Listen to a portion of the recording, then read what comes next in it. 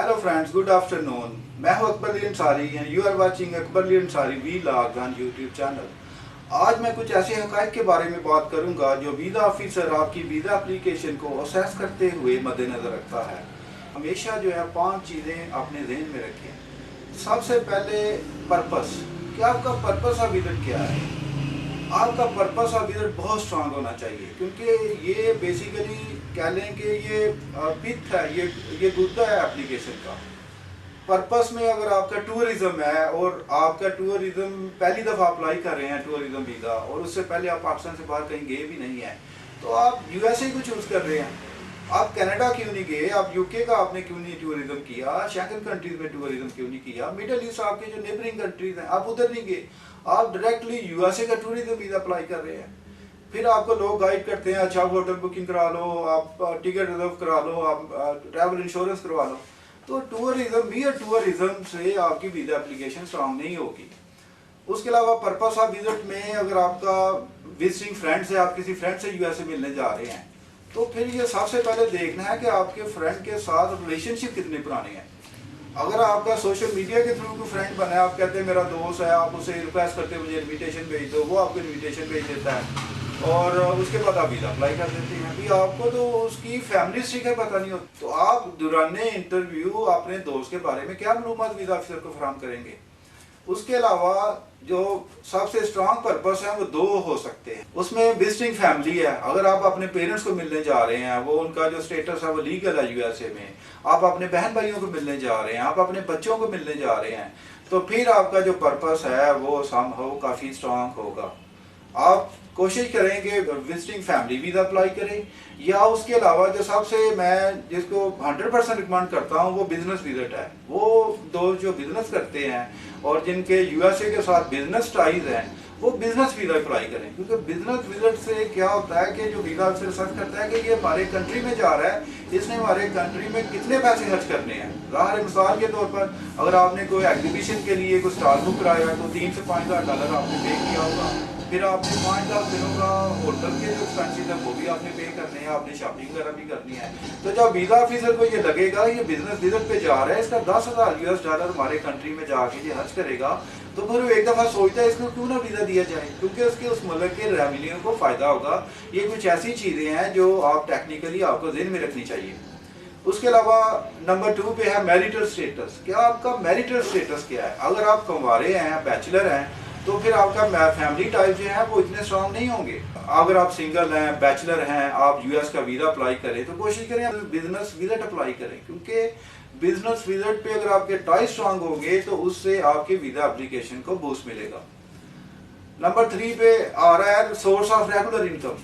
क्या आपकी regular income क्या है, आप क्या करते हो, क्या कमाते हो, कितने अरसे से कारोबार कर रहे हो। अगर आपका सोर्स ऑफ इनकम का 5 से 10 साल पर महीन है तो फिर वो बड़ा solid source of regular income होता है। आपकी इनकम बड़ी रेगुलर होनी चाहिए। आप मत ये कोशिश करें कि आप अपने फ्रेंड्स एंड फैमिली से पैसे लेके अपने बैंक अकाउंट में जमा करवा दें और आप वीज़ा इंटरव्यू को कहें कि मैं महीने का 2 लाख रुपया कमाता हूँ, 3 लाख रुपया कमाता हूँ। आपके पास जब तक आपका जो बयानिया है वो डॉक्यूमेंट से मैच नहीं करेगा, आपको बेनिफिट नहीं होगा। अरेंज डिपॉजिट तो आजकल वैसे डिस्करेज कर रही हैं कि आप डिपॉजिट अरेंज करते हैं, अपने अकाउंट में जमा करवा देते हैं जस्ट बैंक स्टेटमेंट हासिल करने के लिए, तो that is not valid justification. तो आपकी जस्टिफिकेशन बड़ी वेरीफाइबल होनी चाहिए और बड़ी वैलिड होनी चाहिए। नंबर 4 पे है प्रीवियस ट्रैवल हिस्ट्री।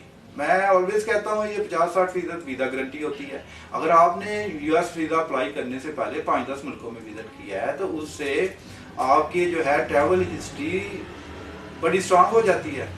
आप जब यूएस का वीज़ा अप्लाई करते हैं तो आपके वीज़ा एप्लीकेशन के सक्सेस में बड़ा अहम रोल अदा करती है ट्रैवल हिस्ट्री। तो कोशिश करें कि आपकी ट्रैवल हिस्ट्री अगर स्ट्रांग है तो आप यूएस का वीज़ा अप्लाई करें। अगर आपकी ट्रैवल हिस्ट्री स्ट्रांग नहीं है तो आप सबसे पहले अपनी ट्रैवल हिस्ट्री जो है ना मेक करें। आप साउथ एशियन कंट्रीज में घूमें, जैसे एशिया वगैरह, और मिडल ईस्ट में जैसे यूएई, सऊदी अरेबिया वगैरह, कतर, कुवैत। तो ट्रैवल हिस्ट्री अपनी बनाएं सबसे पहले इन बड़े मुल्कों में वीज़ा अप्लाई करने के लिए। तो नंबर 5 पे है प्रीवियस वीज़ा रिफ्यूज़ल।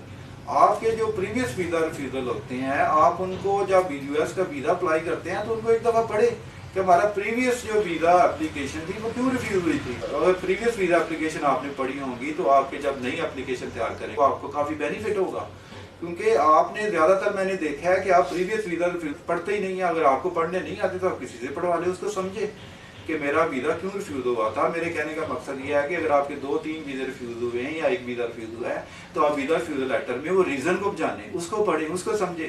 जब आपने नई यूएस की वीज़ा एप्लीकेशन अप्लाई करनी है तो उस वीज़ा एप्लीकेशन को तैयार करते हुए उस रीज़न को कवर अप दें। कवर अप बहुत ज़रूरी है, क्योंकि जब आप एक तो आप वीज़ा रिफ्यूज़ल लेटर एप्लीकेशन के साथ अटैच ही नहीं करते और कोशिश करते हैं इसको कंसील करें, इसको छुपाएं। वो छुपाने से क्या होता है कि जब आपके जो फैमिली सोशल इकोनॉमिक और बिजनेस साइड है वो एक दूसरे से मैच नहीं करते। तो ये 5 चीज़ें हैं, इसको हमेशा ध्यान में रखें। जैसे पर्पस मैंने बताया, मैरिटल स्टेटस है, उसके अलावा रेगुलर सोर्स ऑफ इनकम है, प्रीवियस ट्रैवल हिस्ट्री है, प्रीवियस वीज़ा रिफ्यूजल्स हैं। सो इन चीज़ों को हमेशा मद्देनजर रखें जब भी आप यूएस की वीज़ा एप्लीकेशन पर अप्लाई करें। Thank you so much for watching this video.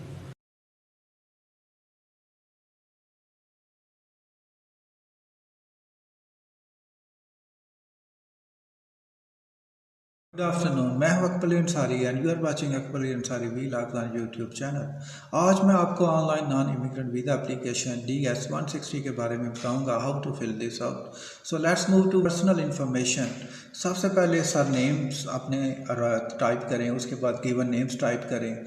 Full name in native alphabet, does not apply को टिक करें। Have you ever used other name that is made on religious, professional, alias etcetera, इस पर भी no को tick करें। Do you have a telecode that represent your name, इस पर भी नो का टिक करें। अगर आप मेल हैं तो मेल टिक करें, अगर फीमेल हैं तो फीमेल पर टिक करें। अगर आप बैचलर हैं तो सिंगल को टिक करें। अगर आप मैरिड हैं तो फिर मैरिड को टिक करें। उसके बाद date and place of birth में अपनी पूरी डेट ऑफ बर्थ टाइप करें। सिटी में अपना सिटी टाइप करें। स्टेट प्रोविंस में अपना स्टेट या प्रोविंस का नाम टाइप करें। कंट्री रीजन में आप पाकिस्तान टाइप करें। उसके बाद सेव को क्लिक करें, क्योंकि आपकी जो एप्लीकेशन है वो हर सेक्शन पे सेव होना बहुत ज़रूरी है। तो इसके बाद हम चलते हैं नेक्स्ट पर्सनल इंफॉर्मेशन की तरफ। पर्सनल इंफॉर्मेशन में पूछ रहा है country, region, origin, nationality. Do you hold or have you held any nationality other than the one indicated above on nationality, इस पे आप नो को टिक करें। उसके बाद are you a permanent resident of a country, region other than your country, region of origin, nationality indicated above, इस पे भी नो को टिक करें। नेशनल आइडेंटिफायर नंबर, आपका जो आईडी कार्ड है उसका नंबर इधर टाइप करें। यूएस सोशल सिक्योरिटी नंबर पे डज नॉट अप्लाई को टिक करें। US tax payer ID number, इस पे भी आप डज नॉट अप्लाई को टिक करें और सेव पे क्लिक कर दें। उसके बाद कंटिन्यू एप्लीकेशन करें और नेक्स्ट ट्रैवल पे आप क्लिक कर दें। उसके बाद ट्रैवल इंफॉर्मेशन में note, provide the following information concerning your travel plans. Provide the following information, purpose of trip to the US, ये बहुत इंपॉर्टेंट है। इसमें आपका अगर पर्पस B1 और B2 है तो उस पर आप temporary business pleasure visitor B को टिक करें। उसके बाद पूछेगा कि इसको स्पेसिफाई करें, तो स्पेसिफाई में आप business and tourism temporary visitor B1 B2 को क्लिक करें। उसके बाद वो पूछ रहा है have you made specific travel plan, उस पर आप यस को टिक करें, चाहे आपने टिकट रिजर्व करवाई है या नहीं करवाई है, लेकिन आप स्पेसिफिक ट्रैवल प्लान को टिक करें और उसमें जो ट्रैवल प्लान है उसको टाइप करें। इसमें date of arrival in the US आप लिखें, अराइवल फ्लाइट्स, कौन सी फ़्लाइट से आपने जाना है, मैंने एमिरेट्स लिखा है। अब अराइवल सिटी, जो भी आपका अराइवल सिटी है यूएसए में उसको टाइप करें, मैंने न्यूयॉर्क टाइप किया है। Date of departure from US, आप यूएस से कब वापस रवाना होंगे उसमें भी आप डेट जो है उसको टाइप करें। डिपार्चर फ़्लाइट अगर जो भी आपने बुक करवानी होगी वो मैंने एमिरेट्स टाइप की है। डिपार्चर सिटी मैंने न्यूयॉर्क टाइप किया है। Provide the locations you plan to visit in the US, वो पूछ रहा है कि वो तमाम लोकेशंस को प्रोवाइड करें जो आपने यूएसए में विज़िट करनी है। तो लोकेशन में मिसाल के तौर पर अगर आप अपने सिबलिंग यानी भाई और बहन को, उसके अलावा जो आपके इमीडिएट फैमिली मेम्बर हैं जैसे पेरेंट्स हैं और अदर रिलेटिव हैं जैसे कज़न वगैरह हैं, तो उस पे लोकेशन जिस पे आपने जहाँ पर जाके आपने अकामोडेशन अडॉप्ट करनी है तो उस जगह का एड्रेस जो है तहरीर करें। तो मैंने अपने बड़े भाई का एड्रेस इधर लिखा है 20 Brighton 10th court Brooklyn 1235 New York. तो इस पे अनदर लोकेशन जो है, जैसे मिसाल के तौर पर आप चाह रहे हैं कि आप स्टैचू ऑफ लिबर्टी विज़िट करें या मैनहट्टन विज़िट करें या टाइम स्क्वायर पे आपने विज़िट करना है, तो आई डोंट थिंक सो कि उसको आपको मेंशन करना चाहिए। प्लेसेस ऑफ विज़िट को इधर बिल्कुल मेंशन ना करें। लोकेशन लिखें जहां आपने स्टे करना है, चाहे वो होटल हो, चाहे आपके सिबलिंग्स करीबी रिश्तेदारों की रहाइश हो। तो ये बात खास तौर पर ध्यान में रखें। फिर वो पूछ रहा है address where you will stay in the US। इसमें आप पूरा स्ट्रीट एड्रेस लाइन 1 पे मैंने 20 ब्राइटन 10th कोड लिखा है। फिर स्ट्रीट एड्रेस लाइन 2 ये ऑप्शनल है, सिटी है, स्टेट है, जिप कोड है। और फिर वो पूछ रहा है person entity paying for your trip. इस पे 5 ऑप्शन हैं, self, other person, present employer in the US, other company, organisation. तो मैंने इस पे सेल्फ पे टिक किया। कोई फादर आपको स्पॉन्सर कर रहा है तो उस पर अदर पर्सन को टिक करें। तो मैंने चूंकि सेल्फ को टिक किया है तो लिहाजा सेल्फ को टिक करें। उसके बाद एप्लीकेशन को सेव करें, को टिक करें और एड्रेस एंड इंफॉर्मेशन के पेज पर आ जाए। होम एड्रेस में अपना पूरा होम एड्रेस जो है वो टाइप। होम एड्रेस में स्ट्रीट एड्रेस लाइन 1 पे अपना पूरा address, street number, city, province, postal zone, zip code, उसके बाद country, region, mailing address. Is your mailing address the same as your home address. इस पर यस को टिक करें। प्राइमरी फ़ोन नंबर आप खास तौर पर इधर मोबाइल नंबर अपना जो है वो टाइप करें। सेकेंडरी फ़ोन नंबर आपकी मर्ज़ी है तो टाइप कर दें, अगर आपकी मर्ज़ी नहीं है तो उसको छोड़ दें। उसके बाद अगर आप एम्प्लॉयड हैं, जॉब करते हैं या मुलाजमत करते हैं या कारोबार करते हैं तो अपना वर्क फ़ोन नंबर और इधर टाइप करें, ये बहुत इंपॉर्टेंट है। उसके बाद have you use any phone numbers in the last 5 years. मैंने इस पे नो का टिक किया है। अगर आपने पिछले 5 साल में कोई फ़ोन नंबर या लैंडलाइन फ़ोन नंबर यूज़ किया है तो उस नंबर को आपको इधर टाइप करना पड़ेगा। ईमेल एड्रेस अपना लिखें। उसके बाद have you use any other email addresses in the last 5 years. आपने पिछले 5 सालों में कोई ईमेल एड्रेस यूज़ किया, इसको टाइप करें। तो मैंने चूँकि 2 ईमेल यूज़ कर रहा हूँ तो मैंने अपना सेकंड ईमेल एड्रेस जो है वो भी इधर टाइप किया है। तो social media, do you have A social media presence, ये बहुत इंपॉर्टेंट है। सोशल मीडिया प्रोवाइडर प्लेटफॉर्म, इसमें काफ़ी ऑप्शन हैं। फेसबुक को सिलेक्ट किया है। और social media identifier. Social media identifiers का मतलब है कि आपका कोई नेम या मार्क जो इस सोशल मीडिया जो प्रोवाइडर प्लेटफॉर्म है इसके साथ अटैच होता हो। तो मैंने चूँकि इस पर लिखा है www.facebook.com/अकबर अली अंसारी, क्योंकि मेरा जो आइडेंटिफायर है फेसबुक पे या आइडेंटिफिकेशन नंबर है वो अकबर अली अंसारी है। तो आपका भी जो आपके फेसबुक पेज पे, होम पेज पे जो आपका आइडेंटिफायर है आप उसको इधर के टाइप कर दें। उसके बाद फिर सोशल मीडिया प्रोवाइडर प्लेटफॉर्म, मैंने इस पे ऐड अनदर करें और दूसरा सोशल मीडिया प्लेटफॉर्म उसको आप सेलेक्ट करें। मैं इंस्टाग्राम की और इंस्टाग्राम की मैंने पूरा आइडेंटिफायर दिया है। उसके बाद सोशल मीडिया प्रोवाइडर प्लेटफॉर्म में मैंने ट्विटर यूज़ करता हूँ, मैंने ट्विटर को जो है सिलेक्ट किया है। उसके बाद सोशल मीडिया आइडेंटिफायर, उसका जो आइडेंटिफायर है मेरा, मैंने टाइप किया है। उसके बाद do you want to provide information about your presence on any other websites or application you have used within the last 5 year to create or share content, photos, videos, status updates etcetera. मैंने जिस social network को add किया है ये ऊपर वाली list में नहीं है। आप अपनी वेबसाइट भी टाइप कर सकते हैं। और मैंने टम्बलर को भी मैं यूज़ करता हूँ तो मैंने टम्बलर का जो है एडिशनल सोशल मीडिया हैंडल जो है उसको मैंने टाइप किया। उसके बाद आप सेव एप्लीकेशन क्लिक करें और उसके बाद आप नेक्स्ट को क्लिक कर दें। उसके बाद एड्रेस एंड फोन इंफॉर्मेशन वाले पेज पे आ जाएं और उसमें होम एड्रेस अपना तहरीर करें। उसके बाद आप पासपोर्ट इंफॉर्मेशन वाले पेज पे आ जाएं। पासपोर्ट ट्रैवल डॉक्यूमेंट टाइप, इसमें ऑप्शंस हैं regular, official, diplomatic, laissez, passer, other. Regular passport Pakistan में हमारे पास चूँकि जो नॉन गवर्नमेंट एम्प्लॉइज हैं उनके पास रेगुलर पासपोर्ट हो, तो आप रेगुलर पासपोर्ट को टिक करें। पासपोर्ट नंबर टाइप करें, पासपोर्ट बुक नंबर टाइप करें। Country authority date issued passport travel document Pakistan type करें। City, province, country, issuance date जिस डेट को इशू है और एक्सपायरेशन डेट जिस डेट को उसने एक्सपायर होना है टाइप करें। Have you ever lost a passport, had one stolen. अगर आपका पासपोर्ट लॉस्ट नहीं हुआ है तो नो को टिक करें, अगर आपका हुआ है तो फिर उधर यस को टिक करें। जब आप यस को टिक करेंगे तो प्रोवाइड द फॉलोइंग इन्फॉर्मेशन वो पूछेगा, उसमें पासपोर्ट ट्रैवल डॉक्यूमेंट नंबर जो है वो टाइप करें। और country authority that issue passport travel, उसमें पाकिस्तान से इशू है तो पाकिस्तान टाइप करें। और उधर एक्सप्लेन कह रहा वो करें, एक्सप्लेन में माई passport was lost somewhere in Sialkot which I never found, मेरा पासपोर्ट सियालकोट में गुम हो गया जो मुझे नहीं मिला। उसके बाद आप सेव करके नेक्स्ट को क्लिक करें और यूएस कॉन्टैक्ट पेज पे आप आ जाएं। US point of contact information, contact person organisation in the United State. अगर आप अपने बहन भाई को मिलने जा रहे हैं या फ्रेंड को मिलने जा रहे हैं या करीबी रिश्तेदारान को मिलने जा रहे हैं तो उनका जो सर नेम्स हैं और गिवन नेम्स हैं वो एंटर करें। अगर आपकी किसी क्लाइंट के साथ मीटिंग है तो उसकी कंपनी या ऑर्गेनाइजेशन का जो नाम है, जो कॉन्टैक्ट पर्सन है उस कंपनी का, उसका जो है सर नेम और गिवन नेम एंटर करें और उसका ऑर्गेनाइजेशन जो नेम है वो उधर टाइप करें। रिलेशनशिप टू यू, जो कॉन्टैक्ट पर्सन है उसका रिलेशनशिप को पूछ रहा है, जैसे पूछ रहा है रिलेटिव है, स्पाउस है, फ्रेंड है, बिजनेस एसोसिएट है, एम्प्लॉयर है, स्कूल ऑफिशियल है, अदर है। तो अगर आप अपने भाई को मिलने जा रहे हैं तो फिर अदर को टाइप करें। अगर आप अपनी सिस्टर को मिलने जा रहे हैं फिर भी आप अदर को जो है सिलेक्ट करें। यूएस स्ट्रीट एड्रेस, उनका पूरा एड्रेस जो है दें। उसके बाद city, state, zip code, phone number must जो है इधर टाइप करें। फिर ईमेल एड्रेस अगर आप जानते हैं तो ईमेल एड्रेस इधर टाइप करें, वरना डज नॉट अप्लाई पर टिक कर दें।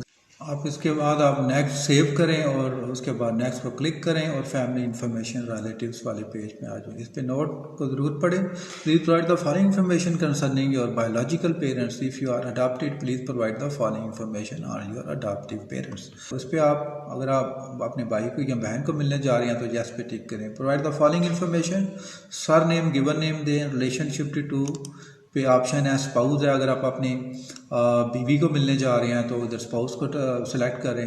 अगर आप फैंसे या फैंसी से मिलने जा रहे हैं तो फिर फैंसे फैंसी को सिलेक्ट करें। अपने बच्चे को मिलने जा रहे हैं तो फिर बच्चे को सिलेक्ट करें। और सिबलिंग्स, ये 4 ऑप्शन इधर इमीडिएट रिलेटिव्स में उन्होंने दी हुई हैं। आप इसमें से मैंने इसमें सिबलिंग वाली ऑप्शन जो है उसको मैंने सिलेक्ट किया। उसके बाद सेव करें और नेक्स्ट पे चले जाएँ।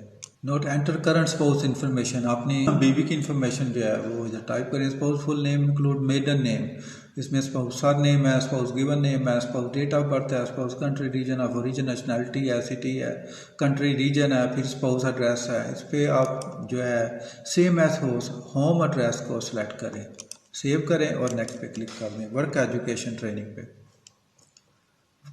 present work education training information. Now provide the following information concerning your current employment or education.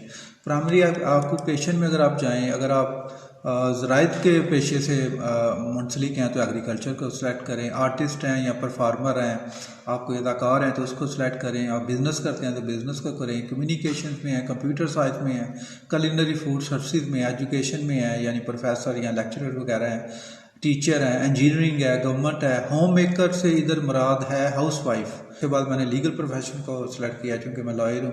उसके बाद आप मेडिकल हेल्थ, डॉक्टर हैं या नर्स हैं, उसको आप सिलेक्ट करें। मिलिट्री में है तो उसको सिलेक्ट करें। नेचुरल साइंस अगर आपका डिपार्टमेंट था उसको सिलेक्ट करें। अगर आप बेरोज़गार हैं तो नॉट एम्प्लॉयड को करें। फिजिकल साइंसेज अगर आपका डिपार्टमेंट है तो उसको सिलेक्ट करें। रिलीजियस वोकेशन पे आप जा रहे हैं तो उसको सिलेक्ट करें। रिसर्च है तो उसको सिलेक्ट करें। अगर आप रिटायर्ड हैं तो रिटायर्ड को सिलेक्ट करें। सोशल साइंस है, स्टूडेंट है, अगर आप स्टूडेंट हैं उसके लिए आपको अलहदा एप्लीकेशन जो है वो फिल इन करना पड़ेगी। उसके अलावा ये सारे ऑक्यूपेशन में अगर आपका कोई भी ऑक्यूपेशन नहीं है तो फिर आप अदर को सिलेक्ट करें। मैं चूँकि लॉयर हूँ और मैंने लीगल प्रोफेशन को सिलेक्ट किया है। उसमें प्रेजेंट एम्प्लॉयर और स्कूल नेम, मेरी फर्म जो कि रजिस्टर्ड है, मैंने उसका नाम है एशिया पैसिफिक लाइफ जो टाइप किया हुआ है। उसका पूरा एड्रेस है, सिटी सियालकोट है, फ़ोन नंबर है, कंट्री रीजन है। स्टार्ट डेट कब स्टार्ट किया था? मैंने जून 1996 को मैंने स्टार्ट किया था। उसके बाद ये बहुत इंपॉर्टेंट है, monthly income in local currency if employed. वो कह रहा है अगर आप मुलाजमत कर रहे हैं, एम्प्लॉयड है, काम करते हैं या मुलाजमत करते हैं, जॉब करते हैं, तो फिर अपनी लोकल करेंसी में अपनी आमदन जो है मंथली उसको टाइप करें। तो मैंने इस पर 1.5 लाख रुपये टाइप किया। अगर आपकी माहाना इनकम 75,000 रुपया है तो 75,000 रुपये एंटर करें। अगर 1 लाख रुपया तो 1 लाख करें। अगर 2 लाख है तो 2 लाख को इधर टाइप करें। ब्रीफली डिस्क्राइब योर ड्यूटीज़, ये बहुत इंपॉर्टेंट है। वो कह रहा है कि ब्रीफली डिस्क्राइब करें। इसमें आप कम अज़ कम 8 जो है वो अपनी ड्यूटीज़ जो है उसको बयान करें। मैंने इसमें आपको कुछ पढ़ के बता देता हूँ। आई कम्युनिकेट विद क्लाइंट्स, मैं क्लाइंट के साथ कम्युनिकेट करता हूँ। I assist clients with their legal matters, में I provide legal counselling and advice, I prepare legal documents such as plaintiffs, written statement, appeals, reviews and review petition etc. इसके अलावा जितने भी लॉयर से रिलेटेड जो duties हैं मैंने उन सबको टाइप किया है। इसके अलावा भी अगर मैं टाइप करना चाहूँ तो कम से कम 8 लाइन जो है मैं उसको टाइप कर सकता हूँ। बहरहाल आप अपनी जो है ड्यूटीज़ हैं, अगर आप फ़र्ज़ करें आप रेस्टोरेंट मैनेजर हैं तो जो भी आपकी ड्यूटीज़ हैं, ज़हन में एक बात रखें कि आप सुबह से शाम तक जॉब में जो करते हैं, जो वर्क आपका एम्प्लॉयर आपको साइन करता है आप उसको टाइप करें। आप दूसरों से मत पूछें। आप अगर आपको समझने में थोड़ी मुश्किल हो रही है या आपके जहन में आपकी ड्यूटीज़ नहीं आ रही तो नेट सर्च करें, गूगल सर्च करें, उधर लिखें duties of restaurant manager, duties of जो है क्लर्क, ये इस तरह के आप गूगल सर्च करके अपनी ड्यूटीज़ को इधर डिस्क्राइब कर सकते हैं। तो उसको सेव करें और next previous work education training information note must पढ़ा करें, उससे आपको समझने में आसानी होगी। Provide your employment information for the last 5 years that you are employed, कि पिछले 5 साल में आपने जो एम्प्लॉयमेंट की है उसकी जो है डिटेल जो है आप इधर इंफॉर्मेशन जो है वो एंटर करें। प्रीवियसली एम्प्लॉयड, अगर आप पिछले 5 साल में कोई जॉब करते थे या सेल्फ एम्प्लॉयड थे, अपना कारोबार करते थे, तो इधर आप इसको तहरीर करें। मैंने चूँकि 9 लिखा है, आप इस पर अगर 5 साल के दौरान अगर आपने कोई 2 जॉब्स की हैं या 1 जॉब किया तो आप इसको इधर यस कर सकते हैं और अपनी तमाम जो है प्रीवियस एम्प्लॉयमेंट की डिटेल एंटर कर सकते हैं। उसके बाद have you attended any educational institution at a secondary level or above, इस पे नेम ऑफ इंस्टीट्यूशन लिखें। सबसे पहले इसमें जो है आप अपनी जो हायर एजुकेशन है, जैसे आपने मास्टर किया हुआ है तो सबसे पहले आप के जो मास्टर डिग्री है उसकी डिटेल एंटर करें। मैंने चूँकि LLB किया था तो मैंने सबसे पहले LLB की इन्फॉर्मेशन दिया, पंजाब यूनिवर्सिटी। उसके बाद स्ट्रीट एड्रेस है, सिटी प्रोविंस है, जिप कोड है, कंट्री है, कोर्स ऑफ स्टडी LLB है। आप अपना जो भी आपने मास्टर किया उसको टाइप कर सकते हैं। डेट ऑफ अटेंडेंस फ्राम दुरानिया जो है वो लिखे, मैंने लिखा था 1 जनवरी 1994 से 1996। उसके बाद आप आ जाएँ अपने बैचलर की तरफ, फिर आप अपने इंस्टीट्यूशन का नाम तहरीर करें। स्ट्रीट एड्रेस है, course of study bachelor of arts, अपने बैचलर की तरफ आ जाएँ। बैचलर्स में मैंने पंजाब यूनिवर्सिटी लाहौर, आप उसका आपने जहाँ से भी बैचलर किया है नेम ऑफ इंस्टीट्यूशन तहरीर करें। City, state, province, country, course of study आप इस पे जो है तहरीर करें। और मैंने बैचलर ऑफ आर्ट्स किया था, आप बैचलर ऑफ आर्ट्स पे आएँ और बैचलर ऑफ आर्ट्स को आप इधर टाइप करें और डेट्स ऑफ अटेंडेंस फ्राम करें। उसके बाद आपका जो सेकेंडरी एजुकेशन है, जैसे FSc है, FA है, आप उसकी जो डिटेल जो है कोर्स की एंटर करें। नेम ऑफ इंस्टीट्यूशन है, city, state, province, zip code है, course of study fellow of arts. उसके बाद अपने मैट्रिकुलेशन की जो है उसकी डिटेल आप इधर एंटर करें। मैंने जैसे टाइप किया मैट्रिक की, आपने टाइप किया। जब आप मैट्रिक के कोर्स पे आएँ तो उसमें भी सारा स्ट्रीट एड्रेस, सिटी, स्टेट और कंट्री, कोर्स ऑफ स्टडी पे आप मैट्रिकुलेशन लिख के आगे ब्रैकेट में एकेडमिक लिख दें। उसके बाद डेट ऑफ अटेंडेंस फ्राम, उसके बाद सेव करें और नेक्स्ट को क्लिक करें। नेक्स्ट है additional work education training information. Provide the following work education और training related information, provide complete and accurate information to all questions that require an explanation. Do you belong to a clan or tribe, आप किसी कबीले या फ़िरके से ताल्लुक़ तो नहीं रखते। इसमें आप बेटर यही है कि आप नो टिक करें। Provide a list of languages you speak, जो भी आप ज़बान बोलते हैं आप उसका तरीक़ करें। मैंने पंजाबी, उर्दू, इंग्लिश लिखा है। अगर आप सिंधी बोलते हैं, बलोची बोलते हैं और पश्तो बोलते हैं तो आप पंजाबी की जगह पश्तो, सिंधी, बलोची तहरीर कर सकते हैं, टाइप कर सकते हैं। उर्दू इसमें मैंने लिखा है, इंग्लिश मस्त लिखें। ये तीनों जो भी लैंग्वेजेस आपको आती हैं आप इधर मस्ट टाइप करें। Have you travel to any country region within the last 5 years, पिछले 5 साल में आउटसाइड पाकिस्तान आपने जिधर भी विजिट किया उनकी डिटेल लिखें। सबसे पहले कंट्री रीजन को सिलेक्ट करें। इस लिस्ट में जिस कंट्री में आपने विजिट किया उसको टिक करें। मैंने UK को टिक किया था। उसके बाद ऐड अनदर को टिक करें तो फिर एक बॉक्स ओपन हो जाएगा, उसमें फिर वो कंट्री रीजन, यानी कि 5 सालों में आपने जितने भी कंट्री पाकिस्तान से बाहर आपने विज़िट किए हैं उनकी जो डिटेल है इधर जो है वो टाइप करें। और इसमें सिर्फ आपने कंट्री का नाम लिखना है, आपने कोई डेट्स वगैरह इसमें टाइप नहीं करनी, ना ही हो सकती हैं। उसके बाद have you belong to contributed to a work for any professional social charitable organisation. अगर आप किसी एनजीओ के मेंबर हैं और आपके पास उसका प्रूफ मौजूद है, यानी कंफर्मेशन जो है उसकी अवेलेबल है, तो उसको आप इधर तहरीर करें। तो मैं चूँकि सियालकोट डायनामिक लायंस क्लब का मेंबर हूँ और एक all Pakistan Ansari welfare society का मेंबर हूँ, तो मैंने दोनों चैरिटेबल ऑर्गेनाइजेशन जो हैं उसको मैंने इधर टाइप किया है। Do you have any specialized skill or training such as the firearm explosives, nuclear, biological, chemical experience? इस पे सबको इसको नो करें। Have you ever served in the military? अगर आप मिलिट्री में आपको सर्व किया है तो इधर यस करें, अदरवाइज नो लिखें। Have you ever served in been a member of been involved with the paramilitary unit, vigilante unit, rebel group, guerrilla group or insurgent organization? इसको नो करें, सेव को क्लिक करें। और इसके बाद हम आ जाते हैं सिक्योरिटी एंड बैकग्राउंड पार्ट 1 पे। जितने भी क्वेश्चन इस पेज पे आपको नज़र आ रहे हैं उस पे आप नो को टिक करें और नेक्स्ट को क्लिक कर दें। सिक्योरिटी एंड बैकग्राउंड पार्ट 2 में भी जितने भी क्वेश्चंस हैं इसको आप नो कर दें और नेक्स्ट पे क्लिक करें। सिक्योरिटी एंड बैकग्राउंड पार्ट 3 में भी जितने भी क्वेश्चंस हैं, क्योंकि अगर आप इसको यस करेंगे तो आपकी एप्लीकेशन स्टेट में रिफ्यूज़ हो जाएगी। इस पर भी नो को क्लिक करें और सेव के बटन पे क्लिक करें और नेक्स्ट को क्लिक कर दें। सिक्योरिटी एंड बैकग्राउंड पार्ट 4, इस पे भी आप नो को टिक करें, सेव पे क्लिक करें और नेक्स्ट को क्लिक कर दें। सिक्योरिटी एंड बैकग्राउंड पार्ट 5 में भी आप तमाम क्वेश्चंस को नो करें, सेव पे क्लिक करें और नेक्स्ट को क्लिक कर दें। नेक्स्ट फ़ोटो अपलोड करें और फ़ोटो के जो साइज़ है वो 2 इंचज़ बाई 2 इंचज़ होना चाहिए, ऑफ वाइट बैकग्राउंड।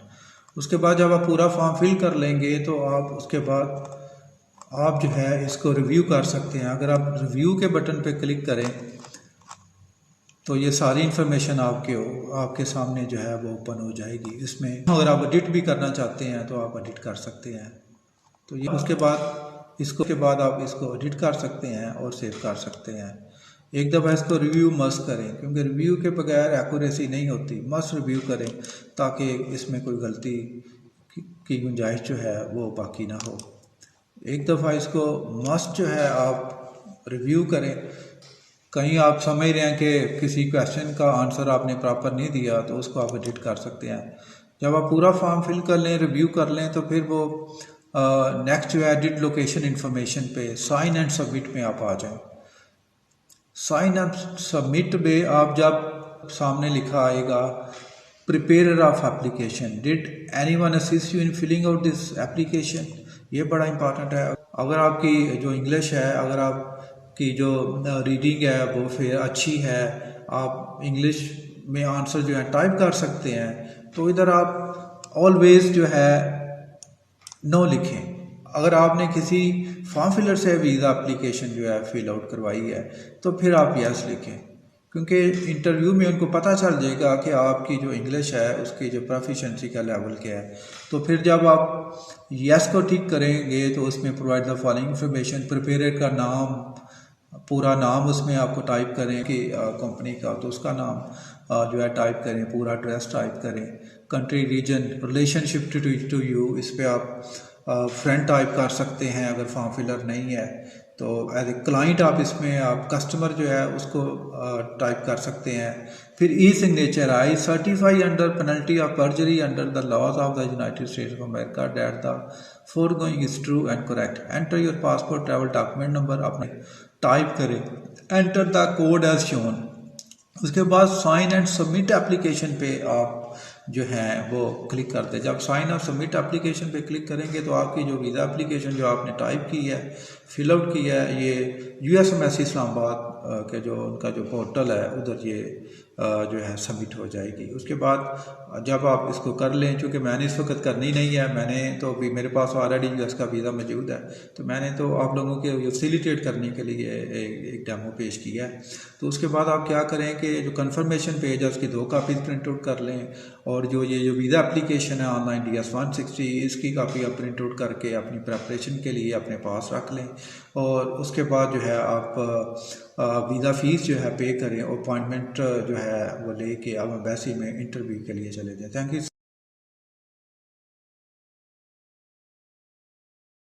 हेलो दोस्तों, गुड मॉर्निंग। मैं हूं Akbar Ali Ansari and you are watching Akbar Ali Ansari vlogs on YouTube channel. जब आप अपना US form DS-160 online submit कर देते हैं, तो उसके बाद आपको यूएस एम्बेसी से अपॉइंटमेंट हासिल करना होती है। तो मैं अब आपको बताऊंगा how to schedule an appointment with US embassies in Pakistan. तो उसके लिए हम चलते हैं रेलिवेंट पेज पे, apply for a US visa.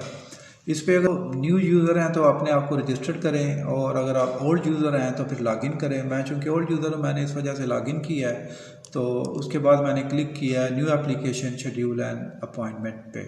तो वीज़ा टाइप में select whether you are applying for a non immigrant visa और एन इमिग्रेंट वीज़ा। अगर आपने नॉन इमिग्रेंट वीज़ा अप्लाई कर रहे हैं तो नॉन इमिग्रेंट पे टिक करें, अगर आप इमिग्रेंट वीज़ा अप्लाई कर रहे हैं तो इमिग्रेंट वीज़ा को टिक करें।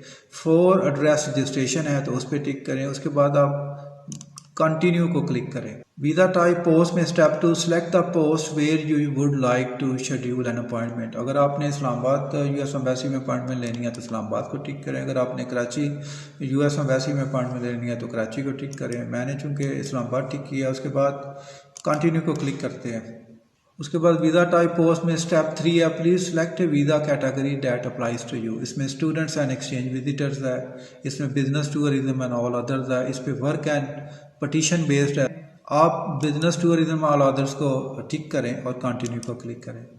उसके बाद है select visa type, B1 visitor for business, B1 B2 visitor for business and pleasure, B2 visitor for pleasure और मेडिकल ट्रीटमेंट। आप B1 B2 को क्लिक करें, visitor for business and pleasure. उसके बाद कंटिन्यू को क्लिक करें। जब आप कंटिन्यू को क्लिक करेंगे तो स्टेप 5 पे है, please make sure all personal information is correct before continuing. तो पासपोर्ट नंबर अपना टाइप करें, पासपोर्ट इशू डेट टाइप करें, पासपोर्ट इशू इन प्लेस जो है जहां पासपोर्ट इशू है वो आप टाइप करें, पास एक्सपायरेशन डेट है वो आप टाइप करें, डेट ऑफ बर्थ अपनी टाइप करें, नेशनैलिटी टाइप करें। उसके बाद please enter your name as it appears in your passport. If you have filled out a DS-160 या DS-260 please use the same values as enter there. First name में अपना first name enter करें, last name enter करें, country of birth enter करें, gender आपका male है तो mail enter करें, अगर फीमेल है तो फीमेल को एंटर करें। DS-160 कन्फर्मेशन नंबर, ये वो एप्लीकेशन आईडी है जब आपने स्टार्ट एन एप्लीकेशन को आपने टिक किया था और उसको कंटिन्यू किया था। अपना DS-160 कन्फर्मेशन नंबर इधर जो है टाइप करें। उसके बाद कॉन्टैक्ट इन्फॉर्मेशन में आए, please provide 2 phone numbers where you can be contacted. उस पर अपना फ़ोन नंबर जो है वो टाइप करें, मोबाइल नंबर टाइप करें। उसके बाद please enter a valid email address that we may use to contact you. For example we will notify you via email if your appointment needs to be rescheduled. तो अपना email जो है address जो है इधर टाइप करें। उसके बाद अपना जो होम एड्रेस या मेलिंग एड्रेस है इधर टाइप करें, सिटी टाइप करें, स्टेट टाइप करें, पोस्टल कोड टाइप करें और कंटिन्यू को क्लिक करें। उसके बाद step 6, please click add by name और add existing applicant if you have a group family member including a child who needs to apply for a visa with you. अगर आप किसी अपने बहन भाई पेरेंट्स अपने बच्चे या दोस्त के साथ या किसी ग्रुप के साथ ट्रैवल कर रहे हैं तो जब ऐड बाय नेम को आप टिक करेंगे तो उधर जो है all form fields are required का पेज ओपन होगा, जिसमें आपने रिलेशनशिप, उनका DS-160 confirmation number, first name, last name, gender, date of birth, country of birth, nationality, फिर उसके बाद passport number, passport issue dates, ये सारी जो डिटेल है आपने उनकी इधर एंटर करनी है। सेव को क्लिक करें अगर आपके साथ कोई ट्रैवल कर रहा है, अदरवाइज अगर आप अकेले ट्रैवल कर रहे हैं तो फिर इसकी ऐड बाय नेम की ज़रूरत नहीं है। उसके बाद आप कंटिन्यू को क्लिक करें। उसके बाद स्टेप 7 है, please answer the following question to determine your eligibility for interview waiver. Are you the visa applicant under 14 years of age, इस पर आप नो को टिक करें। Are you the visa applicant 18 years of age और older, इस पर भी no को टिक करें। अगर आप 80 ईयर से कम है या ज़्यादा आपकी एज है। उसके बाद specified documentation delivery pickup point है इसका जो पूछ रहा है। सेलेक्ट सिटी, अगर आप फैसलाबाद से हैं, गुजरांवाले, हैदराबाद, इस्लामाबाद, कराची, लाहौर, मुल्तान, पेशावर, कोटा या सियालकोट से हैं तो उसको टिक करें। उसके बाद वेट करें तो उसके बाद सियालकोट का एड्रेस आएगा, उसमें जहाँ से आपने अपना पासपोर्ट वीज़ा अप्रूवल के बाद आपने कलेक्ट करना है। उसके बाद अगर आप कंटिन्यू को क्लिक करेंगे तो स्टेप 8 पे आप आएंगे। Please enter your MRB receipt information below. Summary of charges उसमें होंगे, नंबर ऑफ एप्लीकेंट से। फ़ी पर एप्लीकेंट $160। करंट एक्सचेंज रेट उस पर ₹165 टू $1 टुडे। टोटल फीस जो है वो होगी ₹26,400। Click here for all payment options. ये कैश पेमेंट की रसीट ओपन होगी तो इस रसीट को आपने फिल आउट करना है। अपना NIC नंबर सिर्फ लिखना है आपने पहले बॉक्स में, उसके बाद नीचे वाले में अपने डिपॉजिटर सिग्नेचर पे अपने साइन करने हैं। उसके बाद अलाइड बैंक की किसी भी ब्रांच में आप जो ₹26,400 वीज़ा फ़ी है उसको आप जमा करवा सकते हैं। तो that's it guys, thank you very much for watching.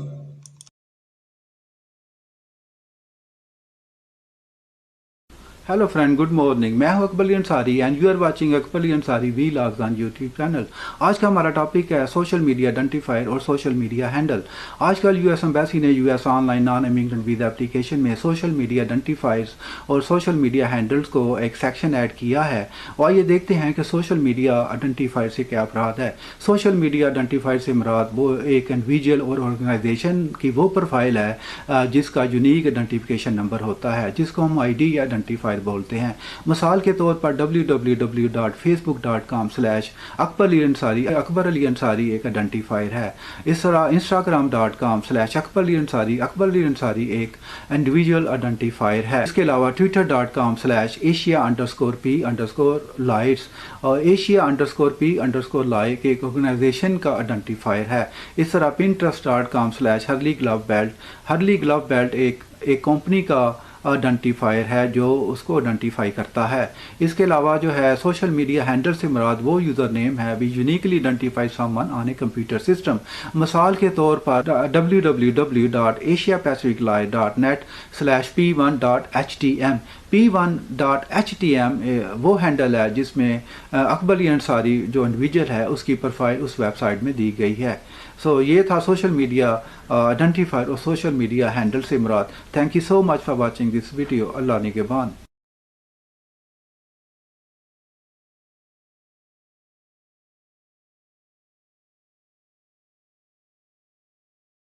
Hello friends, I am super today, how are you. आज का मेरा video lecture US online visa application के उन अहम सवालों के बारे में है जिसका मैं आपको बताऊंगा कि उसका आंसर किस तरह देना है। और दूसरा, वीजा इंटरव्यू के दौरान वो कौन से अहम क्वेश्चन जो हैं जो वीजा ऑफिसर आपसे पूछ सकता है। आइए चलते हैं इंटरव्यू की तरफ। तो वीजा ऑफिसर आपसे पूछ सकता है कि why are you making trip to the US, why are you going to US, what will you do in the US. वो एक सवाल को 2-3 तरीके से आपसे पूछ सकता है। तो आपको बेसिकली अपना पर्पस बताना है कि आप यूएसए में क्यों जा रहे हैं। मिसाल के तौर पर अगर आप टूरिज्म पे हैं तो आपने कौन सी हिस्टोरिकल प्लेसेस, कौन सी मॉडर्न प्लेसेस देखने हैं। हिस्टोरिकल प्लेसेस जैसे statue of liberty, modern places जैसे मैनहट्टन, स्काई स्क्रैपर्स हैं, उनको आपने देखना है। अगर आपका विजिटिंग फैमिली एंड फ्रेंड्स है तो फिर आपने बताना है कि मेरा भाई यूएस में रहता है, मैंने अपने भाई से मिलना है, उसके पास 2 हफ्ते रहना है, मैंने अपनी बापी से मिलना है, अपने जो नेफ्यू हैं और नीसी अगर हैं तो उनसे मिलना है। तो आपका अपना पर्पस बताना पड़ेगा। और दूसरा, अगर आप बिजनेस ट्रिप पे जा रहे हैं तो आप उनको बताएं कि मैंने एक एग्जीबिशन में अपनी प्रोडक्ट्स को शोकेस करना है। कि खास तौर पे जो बिजनेस ट्रिप पे जाते हैं आपको पता है कि उसकी जो रजिस्ट्रेशन होती है वो $2,000 से $3,000 के दरमियान होती है। तो उसके अलावा आपने होटल में भी रहना है और 5,000 से 10,000 कॉस्ट जो है बिजनेस ट्रिप पे आ जाती है। तो ये चीजें खास तौर पे पर्पस जो है उसको आपको बड़ा क्लियरली बताना पड़ेगा कि मेरा पर्पस क्या है, मैं क्यों जाना चाहता हूँ, ठीक है। और उससे उसको ये असेस होगा कि ये जेन्युइन एप्लीकेंट है, क्योंकि उसको थोड़ा सा भी पहले क्वेश्चन पे शक हो गया ये एप्लीकेशन को रिजेक्ट कर देगा। दूसरा, वो आपसे पूछ सकता है कि where will you stay in the US, आप किधर यूएस में रहेंगे। आप उसको बताएं मैंने होटल में रहूंगा। फिर वो पूछेगा how many nights you gonna stay in the hotel, how many days you will stay in the hotel. तो ये इस तरह घुमा फिरा के वो आपसे क्वेश्चन करेगा। तो आपने बताना है कि मैं फलां होटल में रहूंगा, किस होटल में रहेंगे ये भी पूछ सकता है। तो फिर आपको होटल का नाम याद होना चाहिए, होटल का कांटेक्ट नंबर याद होना चाहिए, ईमेल एड्रेस आपको याद होना चाहिए, आपको पूरा उसका जो एड्रेस है फिजिकल वो याद होना चाहिए। तो ये भी बड़ा इंपॉर्टेंट है कि आपका जो जो टूरिज्म और ये जो अपना प्लान है वो बड़ा सॉलिड है। ये आपको बताना पड़ेगा, एक्सप्लेन करना पड़ेगा। घबराए ना, जब आप वीजा इंटरव्यू के पास जाते हैं तो सबसे पहले आप उसे गुड मॉर्निंग कहें, उसे पूछें, उसका हाल पूछें, हाउ आर यू। उसके अलावा वो आपके जो 3 अहम इसमें चीजें हैं जिसके बारे में आपसे पूछ सकता है। आपसे पूछ सकता है आपके फैमिली के बारे में, are you married, how many children do you have, कि अगर आप शादीशुदा हैं तो अगर आपके बच्चे कितने हैं, ठीक है। Do you live in a joint family system, क्या आप जॉइंट फैमिली सिस्टम में रहते हैं, तो आप उसको बताएं कि मैं अपने पेरेंट्स और बहन भाइयों के साथ पाकिस्तान में रहता हूँ। फिर वो दूसरा आपसे पूछेगा कि are you member of NGOs, क्या आप किसी ऑर्गेनाइजेशन के मेंबर हैं। तो सोशल बेसिकली जो टाइज हैं ये क्वेश्चन उसके बारे में है। आप किसी एनजीओ के अगर मेंबर हैं तो आपको एनजीओ का जो वर्क फॉर्मेट है उसका पता होना चाहिए। उसके अलावा जो सबसे इंपॉर्टेंट है वो पूछेगा कि what business do you do, कौन सा कारोबार आप करते हैं। तो आप अगर सेल्फ एम्प्लॉयड है, अपना आपका जनरल स्टोर है, क्लोथिंग शॉप है, या आप एक्सपोर्ट बिजनेस करते हैं तो आप उसको बताएं। एक्सपोर्ट बिजनेस होने की सूरत में वो आपसे पूछेगा कि आपकी जो फैक्ट्री है उसमें कितने एम्प्लॉयज हैं। ये भी पूछ सकता है कि उसमें कितने बच्चे काम करते हैं, उसमें कितने बूढ़े काम करते हैं, उसमें यंग एम्प्लॉयज कितने हैं, उनका वो जो एम्प्लॉयज हैं उनको टिफे वगैरह भी देते हो। तो ये बातें सारी आपके बिजनेस, आपके फैक्ट्री के बारे में पूछ सकता है। दूसरा वो पूछ सकता है कि आपका जो बिजनेस है उसका एनुअल टर्नओवर कितना है, यानी कि आपकी एक्सपोर्ट परफॉर्मेंस कितनी है, ठीक है। ये सारी बातें आपसे वो पूछ सकता है क्योंकि आपके पास बैंक स्टेटमेंट होगी, आपके पास एक्सपोर्ट परफॉर्मेंस सर्टिफिकेट होगा, और सबसे अहम जब आप इंटरव्यू में जाएं आपके पास जो फाइल हो आप उसको बिल्कुल ना देखें। Don't look at the file during interview, आप उसको देखें ना, आप आई कांटेक्ट करें जिससे आप उसकी बॉडी लैंग्वेज जो आपसे वो सवाल करता है आप फोकस करें उसके जवाब पे, उसके आंसर पे। आप मत देखेंगे वो फाइल आपके पास पड़ी है, फर्ज करें आपसे वो पूछता है मैरिड, आप कहेंगे हाँ, वो कहेगा श्योर, तो आप उसके पूछे बगैर ही अगर वो मैरिज सर्टिफिकेट या निकाहनामा की कॉपी उसको पकड़ाते हैं तो फिर वो डाउटफुल हो जाएगा कि मैंने तो उससे कहा ही नहीं कि ये मुझे कॉपी दे। आप उसको कॉपी दे रहे हैं, आप उसको बैंक स्टेटमेंट दे रहे हैं मिसाल के तौर पर, आप इसको या सारी डॉक्यूमेंट्स निकाल के दे रहे हैं, आप कंफ्यूज हो गए हैं। तो भाई आपने जो है आई कांटेक्ट करना है, आपने उसके सवाल का प्रॉपर आंसर करना है जिससे यकीन हो जाए कि ये जेन्युइन एप्लीकांट है। अगर ये यूएस में चले जाता है 2 वीक रहता है और जो अपना प्रपोज विजिट है वो करके वापस आ जाएगा, हर वो एप्लीकांट जिसको वीजा ऑफिसर ये असेस कर ले उसको यकीन हो जाए कि ये मुकर्रा मुद्दत गुजारने के बाद यूएसए से वापस पाकिस्तान आ जाएगा तो 100% उसको वो वीजा इशू करेगा। उसे अगर स्लाइड सा भी डाउट हो जाए कि ये जो एप्लीकेंट है ये वापस नहीं आएगा तो नो वे कि आपको यूएस का वीजा मिल सके। उसके अलावा वो आपसे पूछ सकता है कि आपका भाई जो है वो यूएसए में क्या करता है, आपके नेफ्यू नीसीज यूएसए में क्या करते हैं। उसके अलावा आपसे वो इंटरव्यू में पूछ सकता है कि अगर आप बिजनेस ट्रिप पे जा रहे हो, कस्टमर से मिलने जा रहे हो, तो आपके कस्टमर का नाम क्या है, आप कस्टमर से क्यों मिलना चाहते हैं। आप उन्हें बताएं कि मैं अपने मेरा ये रेगुलर कस्टमर है, ओवर द ईयर्स मैं इसको सप्लाई कर रहा हूँ और मैंने उससे जो है उससे मिलना है, उससे मीटिंग करनी है, लेटेस्ट प्रोडक्ट्स हैं जिसपे मैंने रिसर्च वर्क किया हुआ है, उसको बताएं आप कि मैंने उसको जो नए डिजाइन हैं वो दिखाने हैं और मैंने उसे प्राइस नेगोशिएशन करनी है, प्रोडक्ट के बारे में बात करनी है, डिलीवरी टर्म्स जो हैं वो तय करनी है। तो ये सारी बातें आपको पता होना चाहिए। टूरिज्म पे मैं एडवाइस करूंगा कि आप टूरिज्म वीजा यूएस का अप्लाई ना करें पाकिस्तान से, क्योंकि टूरिज्म आप दुबई छोड़ के, आप तुर्की छोड़ के, आप चाइना छोड़ के 35 कंट्री हैं जिसमें जो वीजा फ्री कंट्रीज हैं। अगर आपके पास पाकिस्तान का पासपोर्ट है तो एटलीस्ट 35 कंट्रीज हैं जिसमें आप बगैर वीजा के जा सकते हैं।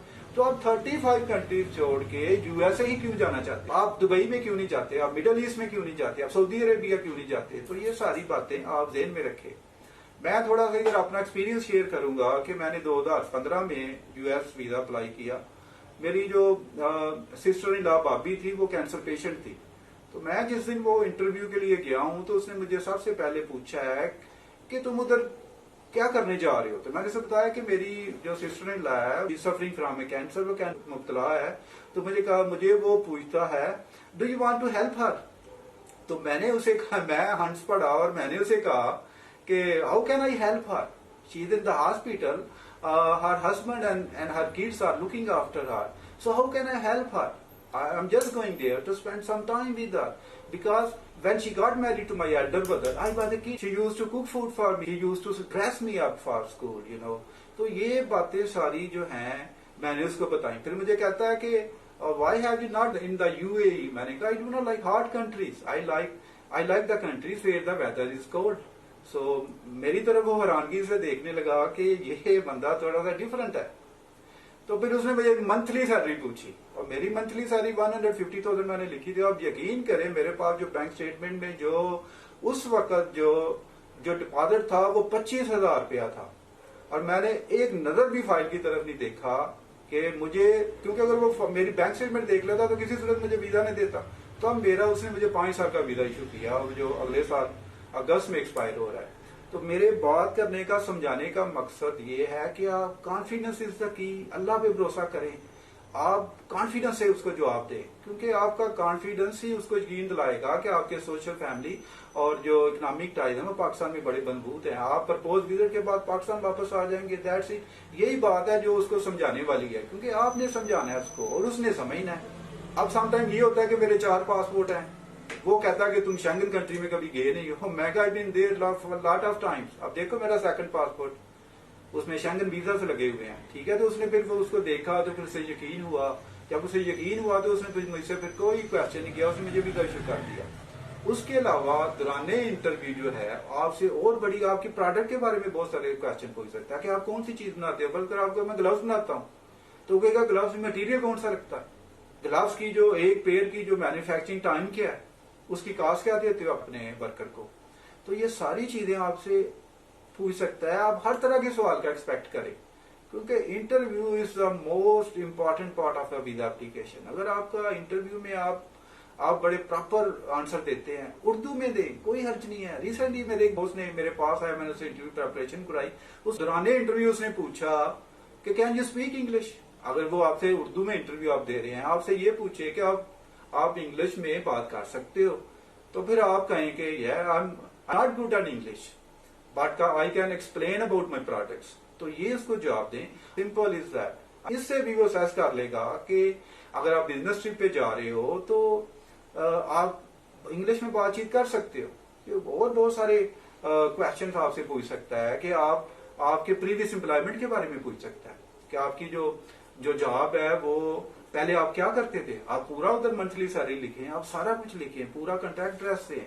उसके अलावा पूछ सकता है कि आपकी प्राइव योर ब्रीफ ड्यूटीज, आपकी वर्क पे ड्यूटीज क्या हैं, तो आप उन्हें बताएं कि मेरी ड्यूटी क्या है। आप अगर किसी फैक्ट्री के किसी कंपनी के मालिक हैं, उसे बताएं मैं सीईओ हूं, मैं मैनेजमेंट करता हूं, मैं जो ओवरसीज जो मेरे कस्टमर हैं उनसे मैं ईमेल कॉरेस्पॉन्डेंस करता हूं, मैं उनसे व्हाट्सएप में निगोशिएशन करता हूं अपने बिजनेस की। तो ये सारी बातें वो आपसे पूछ सकता है, आपको बताना पड़ेगी। तो याद रखिएगा खास तौर पे वीजा एप्लीकेशन जो है इज नथिंग, जस्ट फॉर्मेलिटी है कि आपने यूएस की वीजा एप्लीकेशन किसी फॉर्म फिलर से फिल करा के यूएस एम्बेसी में फाइल कर दी। असल पार्ट इंटरव्यू है और आपके जो मैं फिर कहूंगा कि जो फैमिली और समाजी और जो माली आपके हालात हैं, बेसिकली यही 3 चीजें होती हैं जो वीजा अक्सर असेस करता है और आपको वीजा इशू कर देता है। Thank you so much for watching my video. Please इसको शेयर करें। स्टे ब्लेस्ड, काम and Jubilant.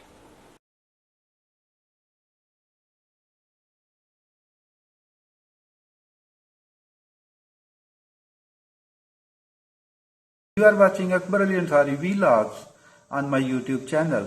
Today's video lecture I gonna tell you about 30 common questions and answers for US non-immigrant visa. That is B1 and B2 at US Embassy in Pakistan. Before you apply visa, you need to remember 3 most important things. Number 1, you should be very honest. Number 2, you should never lie to the visa interviewer. क्योंकि visa officers जो हैं, they are well trained people. वो आपके facial impressions, facial reactions, body movements और body language से आपके झूठ को कैच कर लेंगे। Number 3, always fill out online US visa form DS-160 by yourself. क्योंकि अगर आप कंप्यूटर लिटरेट हैं और आपकी इंग्लिश में रीडिंग अच्छी है और उन सवालात का आप जवाब दे सकते हैं, तो आप ऑनलाइन वीजा एप्लीकेशन जो है वो खुद फिल आउट करनी चाहिए। लेट्स मूव टू दो 30 questions and I gonna answer to those questions right away. Number one, what is the purpose of your travel to the US? कि आपके यूएस जाने का पर्पस क्या है? आपको वीजा इंटरव्यू को बताना है कि आप यूएसए में क्यों जा रहे हैं। मिसाल के तौर पर अगर आप टूरिज्म पर जा रहे हैं तो फिर टूरिज्म के बारे में आपको पता होना चाहिए कि आपने यूएसए में कौन सी जो मॉडर्न प्लेसेस हैं वो देखनी है, कौन सी हिस्टोरिकल प्लेसेस हैं जिनका आपने विजिट करना है, और वो कौन सी ऐसी प्लेसेस हैं जिनकी आपने साइट सीइंग करनी है। आपका पर्पस जो है वो फ्रेंड्स है, तो फिर आपने बताना है कि आपका फ्रेंड का नाम क्या है, आपका फ्रेंड कहाँ रहता है, और आपका फ्रेंड क्या जॉब करता है और कितने अरसे से यूएसए में रह रहा है, या आपका पर्पस विजिटिंग फैमिली है। तो फिर आपको बताना है कि आप अपने पेरेंट्स को मिलने जा रहे हैं, आप अपने भाई को मिलने जा रहे हैं, बहन को मिलने जा रहे हैं, डिस्टेंट रिलेटिव को मिलने जा रहे हैं जैसे कजन वगैरह। तो ये जो पर्पसेज हैं जैसे tourism, family, visiting friend, visiting family, ये आपको बताना पड़ेंगे। इसके अलावा अगर आपका पर्पस बिजनेस है तो उस पर आपको बहुत एक्यूरेट होना चाहिए। आपको बताना चाहिए कि आप कौन सा बिजनेस करते हैं और कौन सी चीज़ें ऐसी हैं जो पाकिस्तान से बाहर सप्लाई करते हैं। तो फिर आपको ये भी बताना पड़ेगा कि आपका जो क्लाइंट है, जो पोटेंशियल कस्टमर है, उसकी कॉन्टैक्ट डिटेल्स क्या हैं, आप यूएसए में क्या करने जा रहे हैं। तो फिर आपको बताना पड़ेगा कि मेरी अपने पोटेंशियल कस्टमर के साथ यूएस में मीटिंग है, तो मैंने प्राइस नेगोशिएशन करनी है, मैंने कॉन्ट्रैक्ट तहरीर करवाना है, मैंने पेमेंट टर्म्स जो हैं उनको सेटल डाउन करना है, मैंने जो डिलीवरी ऑप्शंस हैं उन पे डिस्कस करना है, मैंने जो रिसर्च एंड डेवलपमेंट पे जो नई प्रोडक्ट्स हमने डिजाइन की हैं मैंने उनके बारे में डिस्कस करना है। तो याद रखें आपका पर्पस ऑफ विजिट जो है वो बहुत इंपॉर्टेंट है। इस पर आपको खास तौर पर अपने आप को प्रिपेयर करना पड़ेगा। तो ये पर्पस जो है ये really it's a important thing. Question number 2, where will you be staying in the US? आप यूएस में कहाँ स्टे करेंगे? अगर आप टूरिज्म पे जा रहे हैं तो आपने डेफिनेटली होटल बुक करवाना है। तो जब आपको होटल की डिटेल बतानी पड़ेगी, होटल का नाम, होटल का एड्रेस, होटल का ईमेल नंबर, होटल का कांटेक्ट नंबर, और आप कितने दिन होटल में रहेंगे, कितनी नाइट्स आप होटल में रहेंगे। तो ये आपको बताना पड़ेगा अपने स्टे के बारे में जो आपने यूएसए में करना है। इसके अलावा अगर आप विजिटिंग फ्रेंड या इसके अलावा अगर आपका पर्पस विजिटिंग फ्रेंड्स या विजिटिंग फैमिली है तो फिर आपको अपने फ्रेंड्स और फैमिली मेंबर्स की तमाम डिटेल आपको याद करना पड़ेगी, आपके ज़हन में होनी चाहिए। नंबर 1 पर्पस और number 2 stay in the US, ये दोनों बहुत इंपॉर्टेंट क्वेश्चंस हैं। Question number 3, have you been to the US before? वो पूछ रहा है कि क्या आप इससे पहले यूएसए गए हैं। अगर आप इससे पहले यूएसए गए हैं तो आपको बताना चाहिए कि मैं यूएसए में फलां ईयर को गया था, फलां डेट को गया था, मैं यूएसए में इतना अरसा रहा हूँ। बहुत ही इंपॉर्टेंट क्वेश्चन है कि आप इससे पहले यूएसए गए हैं। अगर आप खुदा न खास्ता यूएसए से माजी में डिपोर्ट होकर पाकिस्तान आए हैं और आप उसमें वीजा एप्लीकेशन में नो लिख देते हैं तो ये आपके वीजा एप्लीकेशन को बहुत इफेक्ट करेगी, क्योंकि उनके पास सारा डेटा होता है, वो सारा सॉर्ट आउट कर। तो आपको एक्यूरेटली सच बोलना चाहिए और उनको बताना चाहिए कि आप जो है यूएसए में कब और कैसे डिपोर्ट हुए और कितने अरसे से पाकिस्तान में आफ्टर डिपोर्टेशन रह रहे हैं। क्वेश्चन नंबर 4 जो है, have you been refused a visa earlier? क्या इससे पहले आपका वीजा रिफ्यूज हुआ है? तो इसमें भी ऑनलाइन वीजा एप्लीकेशन फॉर्म में ये क्वेश्चन है। तो आपको वीजा इंटरव्यू को बताना पड़ेगा कि मैं जो है पहले मैंने 2017 या 2018 में या माजी में मैंने 5 साल पहले यूएस वीजा अप्लाई किया था और मेरा यूएस वीजा जो है वो रिफ्यूज हो गया था। तो आपको ये भी बताना पड़ेगा कि क्यों रिफ्यूज हुआ था, क्योंकि वो पूछते हैं कि आपका वीजा क्यों रिफ्यूज हुआ था। ये भी क्वेश्चन इंटरव्यूअर आपसे कर सकता है। तो उसमें आपको बताना पड़ेगा कि मुझे एक लेटर वसूल हुआ था जिसमें लिखा था कि you do not qualified eight this time under US immigration rules, या आपको दीगर रीजन जो उस लेटर में लिखी हो, ये आपको वीजा इंटरव्यू को बतानी पड़ेगी। Question number 5, will you B travelling alone और विद समवन? अगर आपका यूएस का ट्रैवल अगर आप अकेले कर रहे हैं या किसी फ्रेंड के साथ कर रहे हैं, बहन भाई के साथ कर रहे हैं, पेरेंट्स के साथ कर रहे हैं, किसी ग्रुप के साथ कर रहे हैं या किसी अपने को एम्प्लॉई के साथ कर रहे हैं, तो आपको वीजा एप्लीकेशन जो है ऑनलाइन वीजा एप्लीकेशन में ये उनकी डिटेल जो है पूरी लिखनी पड़ेगी। Question number 6, which part of the US will you be visiting? तो इसमें आप फॉर एग्जांपल कह सकते हैं कि न्यूयॉर्क में स्टे करूंगा, जैसे न्यू जर्सी है, लॉस एंजलिस है, लॉस वेगस है, वर्जीनिया एटसेट्रा। तो ये सारी जहां आपने यूएसए में स्टे करना है, जिस स्टेट में या जिस सिटी में, तो वीजा इंटरव्यू को आपको बताना चाहिए कि मैं फलां जगह पे स्टे करूंगा, मैंने फलां जो हिस्टोरिकल और मॉडर्न प्लेसेस हैं मैंने वो देखनी है, मैं और उसी सिटी या स्टेट में ही अपना जो प्रपोज विजिट है उसके दौरान जो है मैं स्टे करूंगा। Question number 7, do you have immediate relatives, other relatives और फ्रेंड्स इन द यूएसए? वो पूछ रहा है कि आपके कोई बहन या भाई या दीगर रिश्तेदार या दोस्त यूएसए में रहते हैं, तो आप उनको स्टेट पे बताएं, हाँ मेरा भाई यूएसए में रहता है, मेरी बहन यूएसए में रहती है, मेरे पेरेंट्स यूएसए में रहते हैं, मेरा फ्रेंड यूएसए में रहता है, मेरे अदर रिलेटिव जैसे कजन वगैरह वो यूएस में रहते हैं। तो ये आपको क्लियरली जो है डेफिनेटली आपको लिखना चाहिए यूएस ऑनलाइन वीजा एप्लीकेशन में। Question number 8, when was the last time you see them and where? ये बहुत इंपॉर्टेंट क्वेश्चन है कि आपने आखिरी दफा उनको कब देखा था और कहाँ देखा था। आप उनको कह सकते हैं कि मेरा जो फैमिली फ्रेंड है या मेरा फैमिली मेंबर जो है या मेरा जो कस्टमर है वो पाकिस्तान में 3 माह पहले आया था, 6 माह पहले आया था और मुझे वो सियालकोट में या लाहौर में या इस्लामाबाद में या कराची में मैंने उसको देखा था और मेरी उससे मुलाकात हुई थी। तो क्वेश्चन नंबर 9 जो है, what are their contact details? आपको उनकी पूरी डिटेल बतानी पड़ेगी, जैसे होम एड्रेस है उसमें इंक्लूडिंग जिप कोड है लाइक 1235, या उनके जो मोबाइल नंबर्स हैं, सेल नंबर्स हैं, ये आपको याद होने चाहिए। इसके अलावा क्वेश्चन नंबर 10 है, how long have they been living and working in the US and what is their current status? ये बहुत इंपॉर्टेंट क्वेश्चन है कि वो कितने अरसे से यूएसए में रह रहे हैं और यूएसए में क्या काम करते हैं और उनका वहां जो है लीगल स्टेटस वो क्या है। तो आपको पता होना चाहिए आपका जो फ्रेंड है वो 15 साल पहले यूएसए में गया था, या आपके पेरेंट्स या आपके बहन या भाई 10 साल पहले यूएसए में, और यूएसए में वो क्या काम करते हैं आपको पता होना चाहिए। वो यूएसए में रेस्टोरेंट में काम करते हैं, यूएसए में किसी कंपनी में काम करते हैं, ड्राइविंग करते हैं, टैक्सी करते हैं, एटसेट्रा। इस तरह आपको पूरी उनकी वर्क लिविंग और वर्क डिटेल जो है आपको पता होनी चाहिए। Question number 11, where are they working and what will you do during their job hours? वो कहते हैं, पूछ रहे हैं कि वो कहाँ काम कर रहे हैं और जब वो जॉब पर बिजी होंगे, उनके जो ऑफिस आवर्स हैं उसके दौरान आप क्या करेंगे। तो ये भी इंपॉर्टेंट क्वेश्चन है, पॉसिबल क्वेश्चन है।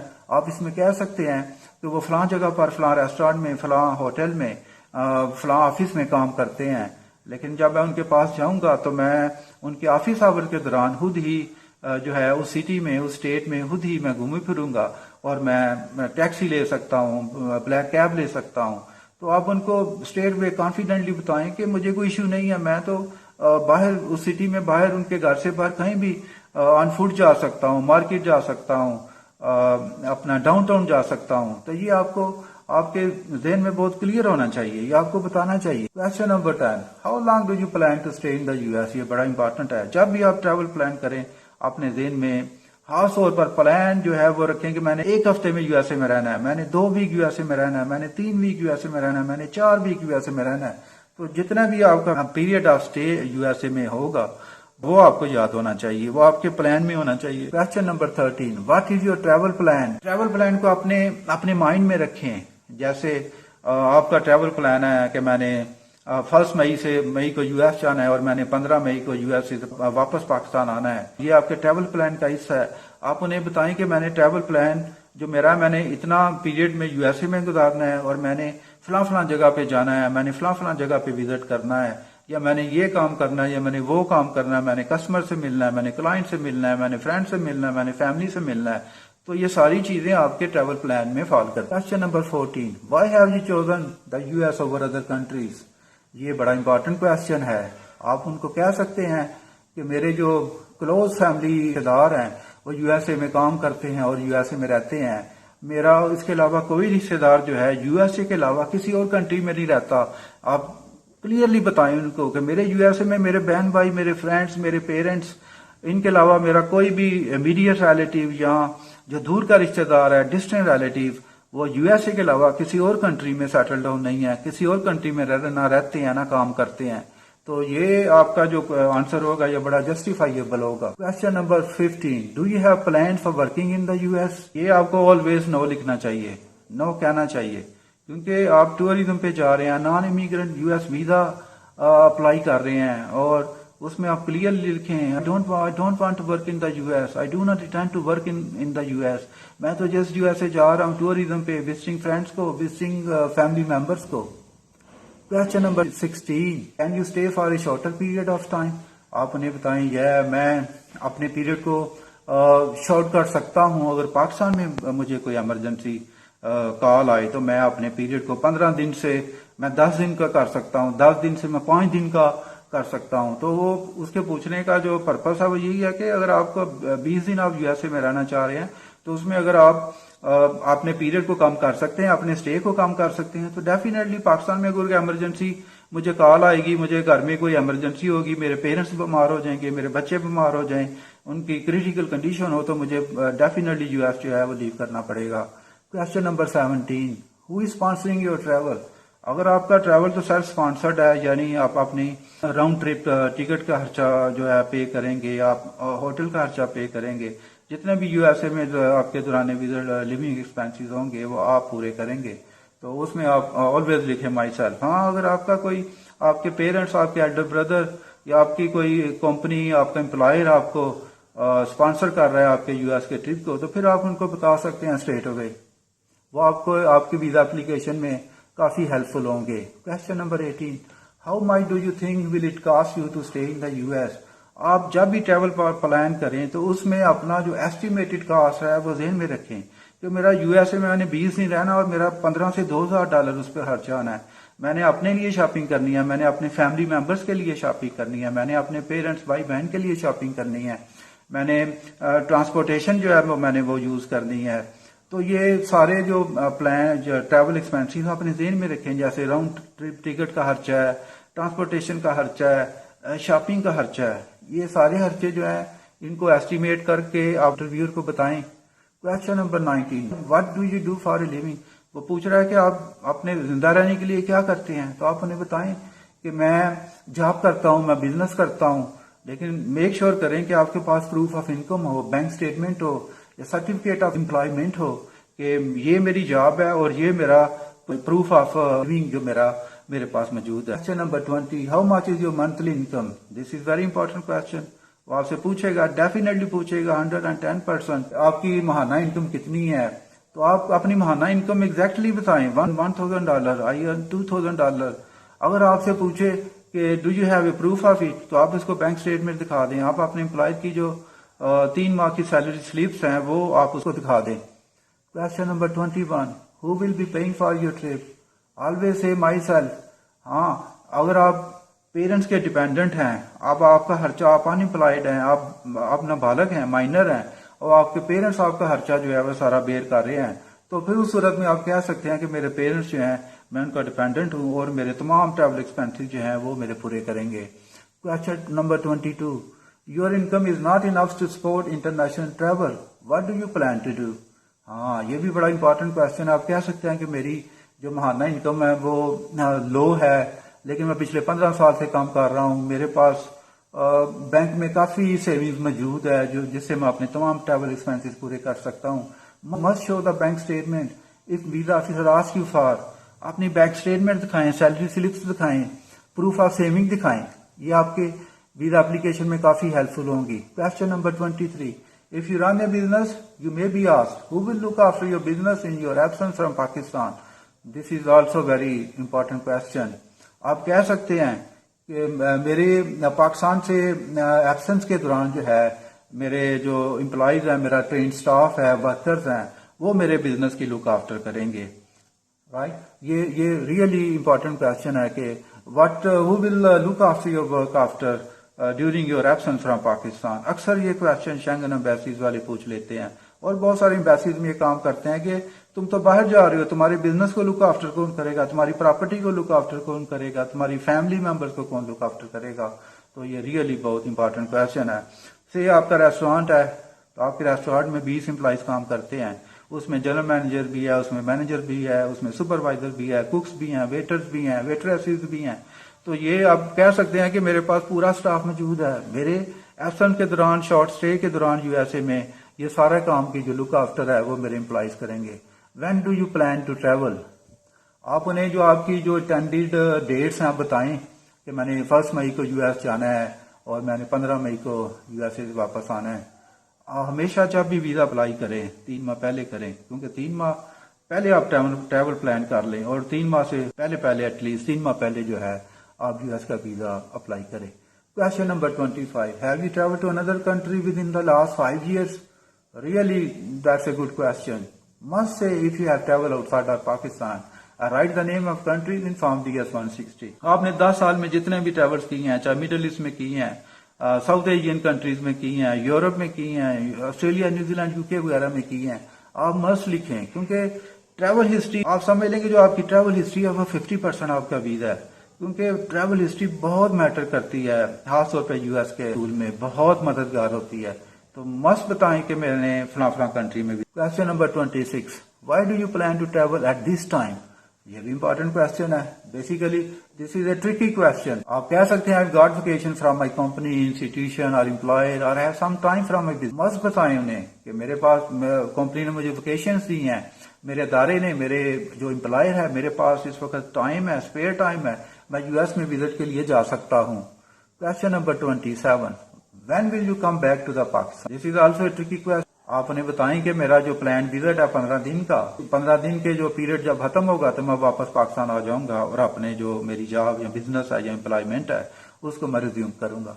Question number 28, who will take care of your family, business and property while you are in the US? इसका मैंने पहले भी जिक्र किया है कि आपकी फैमिली की कौन केयर करेगा, बिजनेस की, प्रॉपर्टी की। बताएं मेरी फैमिली के, मेरे पेरेंट्स साथ रहते हैं, I am living in a joint family system, वो मेरी फैमिली की केयर करेंगे, मेरे बिजनेस को मेरे एम्प्लॉइज जो है उसकी लुक आफ्टर करेंगे, और मेरी जो पाकिस्तान में प्रॉपर्टी है या प्रॉपर्टीज हैं उसको मेरा स्टाफ जो है उसको हैंडल करेगा, उसकी लुक आफ्टर करेगा।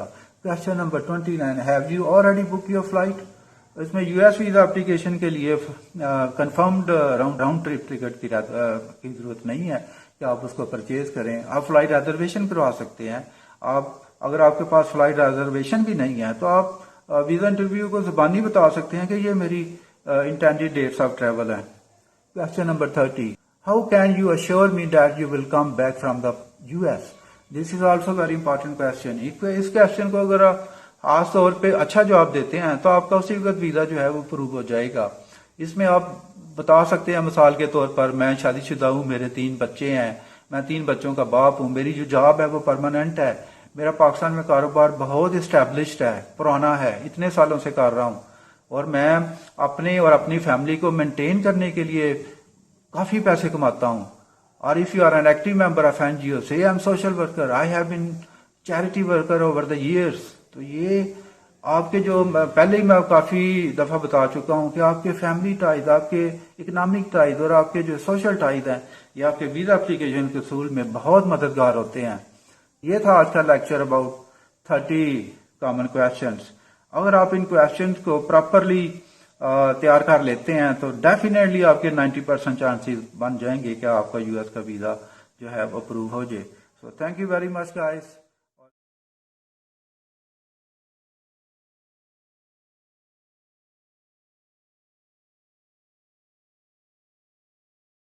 Hello guys, I hope you doing well today. मैं हूं अकबर अली अंसारी और मेरे यूट्यूब चैनल का नाम है Akbar Ali Ansari vlogs. Please do like this video after watching if you like. मेरा लास्ट वीडियो लेक्चर था US visa interview preparation tips, तो आज उसी पार्ट को कंटिन्यू करते हैं और मैंने कुछ इंपॉर्टेंट क्वेश्चन नोट डाउन किए हैं ताकि उनका प्रॉपरली जवाब दिया जा सके। क्वेश्चन नंबर 1 है, provide list of language you speak. तो आप उन्हें बताएं कि आप कौन कौन सी जुबानें बोलते हैं। आप उसमें लिखें उर्दू, पंजाबी एंड इंग्लिश, क्योंकि वीजा इंटरव्यू वाले दिन जब आप एम्बेसी में जाएंगे तो वो आपसे पूछेंगे कि आपने इंग्लिश में इंटरव्यू देना है या उर्दू में। अगर आप इंग्लिश में इंटरव्यू देते हैं तो वो पासपोर्ट के ऊपर लिख देंगे ई। अगर आप उर्दू में इंटरव्यू देना चाहते हैं तो पासपोर्ट के ऊपर लिख देंगे यू। इससे कोई फर्क नहीं पड़ता कि आप इंटरव्यू इंग्लिश में दे रहे हैं या उर्दू में दे रहे हैं, क्योंकि ये आपकी वीजा एप्लीकेशन को कोई इफेक्ट नहीं करेगी, क्योंकि बेसिकली वीजा ऑफिसर ने आपके फैमिली, सोशल और इकोनॉमिक टाइज जो पाकिस्तान के अंदर हैं उसको देखना होता है, उसको सर्च करना होता है। तो क्वेश्चन नंबर 2 है, वो भी इंपॉर्टेंट है, have you ever lost your passport और हैड वन स्टोलन? क्या आपका पासपोर्ट गुम हुआ है या आपका पासपोर्ट जो है चोरी हो गया है? तो उस पर आप लिखें I lost my passport somewhere which I never found. मेरा पासपोर्ट कहीं गुम हो गया था जो मुझे नहीं मिल सका। तो क्वेश्चन नंबर इसमें 4 है, have you ever refuse a visa? ये बड़ा इंपॉर्टेंट क्वेश्चन है क्योंकि वीजा रिफ्यूजल के बारे में वो पूछना चाह रहे हैं कि आपने पहले अगर अप्लाई किया था तो क्या आपका वीजा रिफ्यूज हुआ था? तो उस पर आप लिखें यस आई अप्लाइड वीजा इन 2017। आपको वीजा रिफ्यूजल लेटर मिला है जिसमें लिखा है कि 214B के तहत जो है the visa applicant does not qualify eight this time under US immigration rules.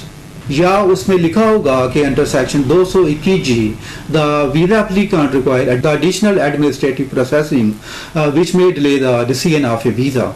तो ये बात खास तौर पर ज़हन में रखें कि आपने वीज़ा रिफ्यूज़ल के बारे में बड़ा क्लियरली इनको बताना है। उसके अलावा क्वेश्चन नंबर जो 4 है उसमें बड़ा इंपॉर्टेंट है, do you have any immediate relatives in the US, क्योंकि वो आपसे ये भी पूछेंगे कि आपके कोई फैमिली मेंबर यूएस में रह रहे हैं, जैसे सिबलिंग बोलते हैं बहन या भाई, ब्रदर और सिस्टर। तो अगर आपका ब्रदर और सिस्टर यूएस में रहता है और यूएस सिटीजन है तो आप उसके बारे में पूरी डिटेल एप्लीकेशन में प्रोवाइड करें। उसके अलावा अगला क्वेश्चन है, क्वेश्चन नंबर 5 जो है, do you have any other relatives in the US, कि अगर आपके कुछ दीगर रिश्तेदार यूएस में रह रहे हैं तो उस पर आप लिखें यह मेरी आंटी यूएस में रहती है, मेरा अंकल यूएस में रहता है, मेरा नेफ्यू यूएस में रहता है, मेरी नीस यूएस में रहती है, मेरा जो कज़न है वो यूएस में रहता है। तो आपकी जो फैमिली मेंबर्स के बारे में जो आपसे पूछ रहा है आप उसको डेफिनेटली क्लियरली बताएं कि ये मेरे इमीडिएट रिलेटिव्स हैं और ये मेरे अदर रिलेटिव्स हैं जो यूएस में रहते हैं, they are living and working in the US and they are. इन बातों का खास तौर पर ख्याल रखें। और क्वेश्चन नंबर जो 6 है वो है, have you travel to any country within the last 5 years। तो उसमें आपने फर्ज करें पिछले 5 साल में अगर 10 कंट्रीज में विजिट किया है तो उनके बारे में आप तफसील प्रोवाइड करें। आप लिखें, मैं सऊदी अरेबिया लिखें, जैसे यूके लिखें, जैसे यूएई लिखें, कतर लिखें, कुवैत लिखें। इसके अलावा और किसी साउथ एशियन कंट्रीज में गए हैं जैसे सिंगापुर है, मलेशिया है, थाईलैंड है, आप उन कंट्रीज के बारे में लिखें। जितने भी विजिट आपने लास्ट 5 years में किए हैं उनके बारे में जो है तफसील बयान करें। और इसके अलावा एक और बहुत इंपॉर्टेंट क्वेश्चन है, question number 7, has anyone applied an immigrant petition on your behalf within the USCIS. USCIS meaning United States Citizenship and Immigration Services। तो उसमें अगर आपके किसी भाई ने, बहन ने आपकी जो F4 पिटीशन फाइल की है तो उसके बारे में आप एप्लीकेशन के अंदर ज़रूर लिखें, क्योंकि उस एप्लीकेशन में 10 साल का पीरियड लगता है उसको फाइनलाइज होने में, उसका डिसीजन आने में। तो इन द मीन वाइल आप यूएस नॉन इमिग्रेंट वीज़ा जो है अप्लाई कर सकते हैं, क्योंकि जो आपकी इमिग्रेंट पिटीशन F4 पेंडिंग है वो आपकी नॉन इमिग्रेंट वीज़ा एप्लीकेशन को बिल्कुल ही अफेक्ट नहीं करेगी। तो ये भी खास तौर पर ज़हन में रखें।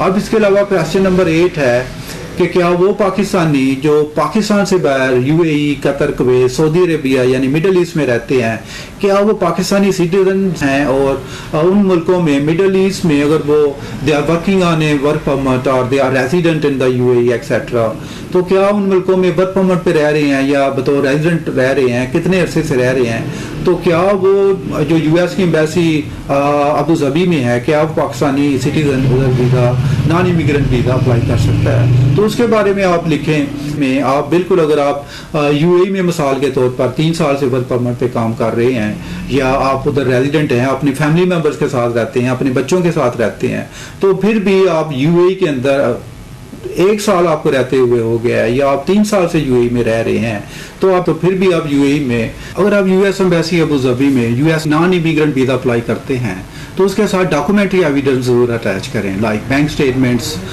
3 months पे स्लिप्स और एम्प्लॉयमेंट रेफरेंस लेटर और टेनेंसी एग्रीमेंट यानी किराएदारी वगैरह। अगर आप यूएई में 1 साल या 3 साल से ज़्यादा अरसे यूएई में रह रहे हैं, US non visa immigrant visa apply कर सकते हैं। और याद रखें कि अगर आप यूएई में वीज़ा अप्लाई नहीं करना चाहते, आपको कोई डाउट है, तो आप पाकिस्तान में जो एम्बेसी है उधर आप यूएस नॉन इमिग्रेंट वीज़ा जो है अप्लाई कर सकते हैं।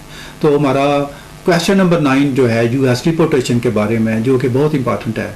अगर पिछले 5 साल में या पिछले 10 साल में या पिछले 15 साल में आप यूएसए से किसी वजह से डिपोर्ट हुए हैं तो आप जब दोबारा पाकिस्तान में आकर यूएस वीज़ा एप्लीकेशन रीअप्लाई करते हैं तो आप खास तौर पर उनके सवाल का जवाब ज़रूर दें। आप खास तौर पर लिखें कि मैं फ़लाँ रीज़न से, फ़लाँ वजह से यूएस से डिपोर्ट हुआ था और मुझे इतने साल हो गए हैं यूएस से डिपोर्ट हुए।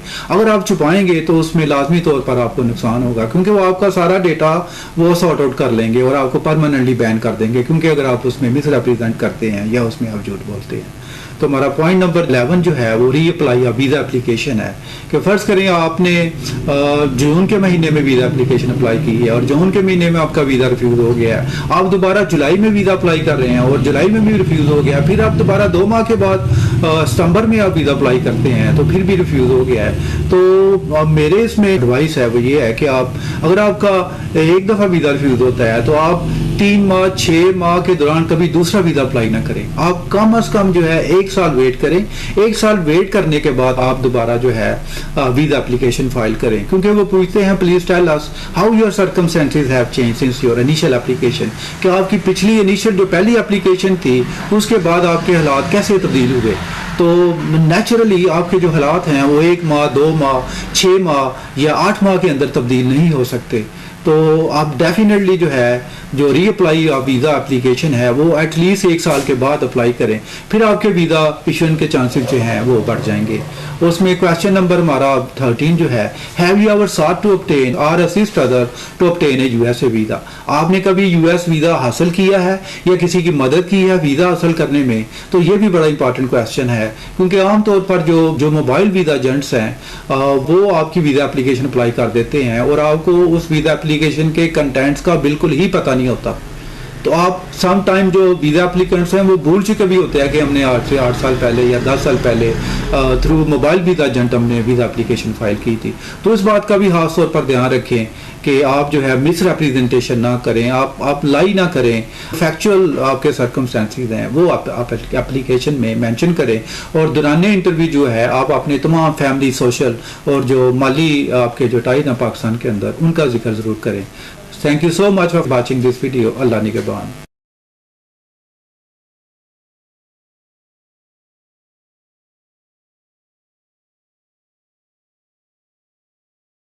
Hello friends, good evening. मैं हूं अकबर अली अंसारी और you are watching Akbar Ali Ansari vlogs on my YouTube channel. Today's video lecture I gonna tell you some useful tips about US non immigrant medical treatment visa from Pakistan. First of all हमें उन बीमारियों और उन specialist treatment का जिक्र करना होगा जिनका इलाज पाकिस्तान में या तो मुमकिन है या लेटेस्ट टेक्नोलॉजी के मुताबिक अवेलेबल नहीं है। तो डिसीज़ में हार्ट डिसीज़ है जैसे हार्ट स्ट्रोक है, कैंसर है, ब्रेन कैंसर है, ब्रेस्ट कैंसर है, लिवर कैंसर है, लंग्स कैंसर है, डायबिटीज़ मेलिटस है, ट्यूबरकुलोसिस है और HIV एड्स और एक्यूट डेंगू इसमें शामिल हैं। अब हम अगर स्पेशलिस्ट ट्रीटमेंट देखें जैसे एंजियोग्राफी है, एंजियोप्लास्टी है, लीवर ट्रांसप्लांटेशन है, किडनी ट्रांसप्लांटेशन रीनल फेलियर की सूरत में, तो ये ऐसी बीमारियां हैं जिनका इलाज पाकिस्तान में या तो मुमकिन है या स्पेशलिस्ट ट्रीटमेंट इसका अवेलेबल नहीं है। तो इसमें खास तौर पे एक बात आप ज़हन कर लें कि जो बीमारी की तशख़ीस है वो बड़ी एक्यूरेट होनी चाहिए, यानी डायग्नोसिस ऑफ डिसीज़ जो है शुड बी एक्यूरेट, क्योंकि अगर बीमारी की तशख़ीस डॉक्टर सही नहीं करेगा तो पेशेंट को ज़हनी व माली परेशानी का सामना करना पड़ेगा।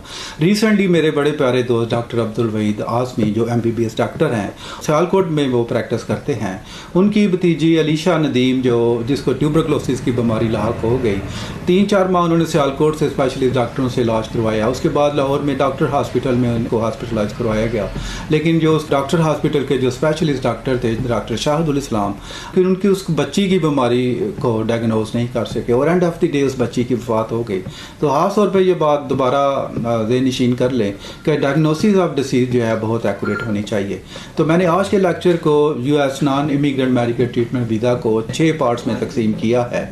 सबसे पहले पार्ट 1 में आपने लोकल डॉक्टर या फिजिशियन से एक लेटर हासिल करना होगा जिस लोकल डॉक्टर जो है वो बीमारी की तशख़ीस या डायग्नोसिस ऑफ डिसीज़ जो है उसका जिक्र करे और डॉक्टर उस लेटर में लिखे कि बीमारी की नौयत क्या है, यानी नेचर ऑफ एलिमेंट क्या है, उसमें इलाज की वजह लिखे यानी रीज़न फॉर ट्रीटमेंट लिखे और इसमें लिखे कि जो डायग्नोज बीमारी है उसका इलाज यूएस में क्यों अशा ज़रूरी है। पार्ट 2 में आपको यूएस फिजिशियन या डॉक्टर या हॉस्पिटल या मेडिकल फैसिलिटी से एक लेटर हासिल करना होगा। इसमें डॉक्टर तफसीली तौर पर लिखे कि ये जो डायग्नोज डिसीज़ है उसका इलाज करने पर वो मुकम्मल तौर पर रजामंद है या विलिंग है। इसके अलावा जो इलाज की मुद्दत है यानी पीरियड फॉर ट्रीटमेंट या प्रोजेक्टेड लेंथ ऑफ ट्रीटमेंट है वो कितनी होगी। यूएस डॉक्टर को ये भी लिखना होगा कि डॉक्टर की फ़ीस कितनी होगी, हॉस्पिटलाइजेशन वगैरह का खर्चा कितना होगा। तो ये जो यूएस डॉक्टर या फिजिशियन है उसका इन चीज़ों का अपने लेटर में जिक्र करना बहुत ज़रूरी है। पार्ट 3 में हम देखते हैं कि कौन से दस्तावेज़ात हैं या डॉक्यूमेंट्स हैं जो पेशेंट वीज़ा एप्लीकेंट के पास होना ज़रूरी है। उसमें सबसे पहले अगर तो पेशेंट सेल्फ एम्प्लॉयड है, यानी अपना कारोबार करता है, या किसी प्राइवेट अदारे में नौकरी करता है, या किसी सरकारी अदारे में वो मुलाजमत करता है, तो उसके पास सबसे पहले letter of reference from the employer होना चाहिए। 3 माह की सैलरी स्लिप्स उसके पास होनी चाहिए। इनकम स्टेटमेंट में 1 साल की बैंक स्टेटमेंट और बैंक का जो अकाउंट मेंटेनेंस लेटर है उसके पास होना चाहिए।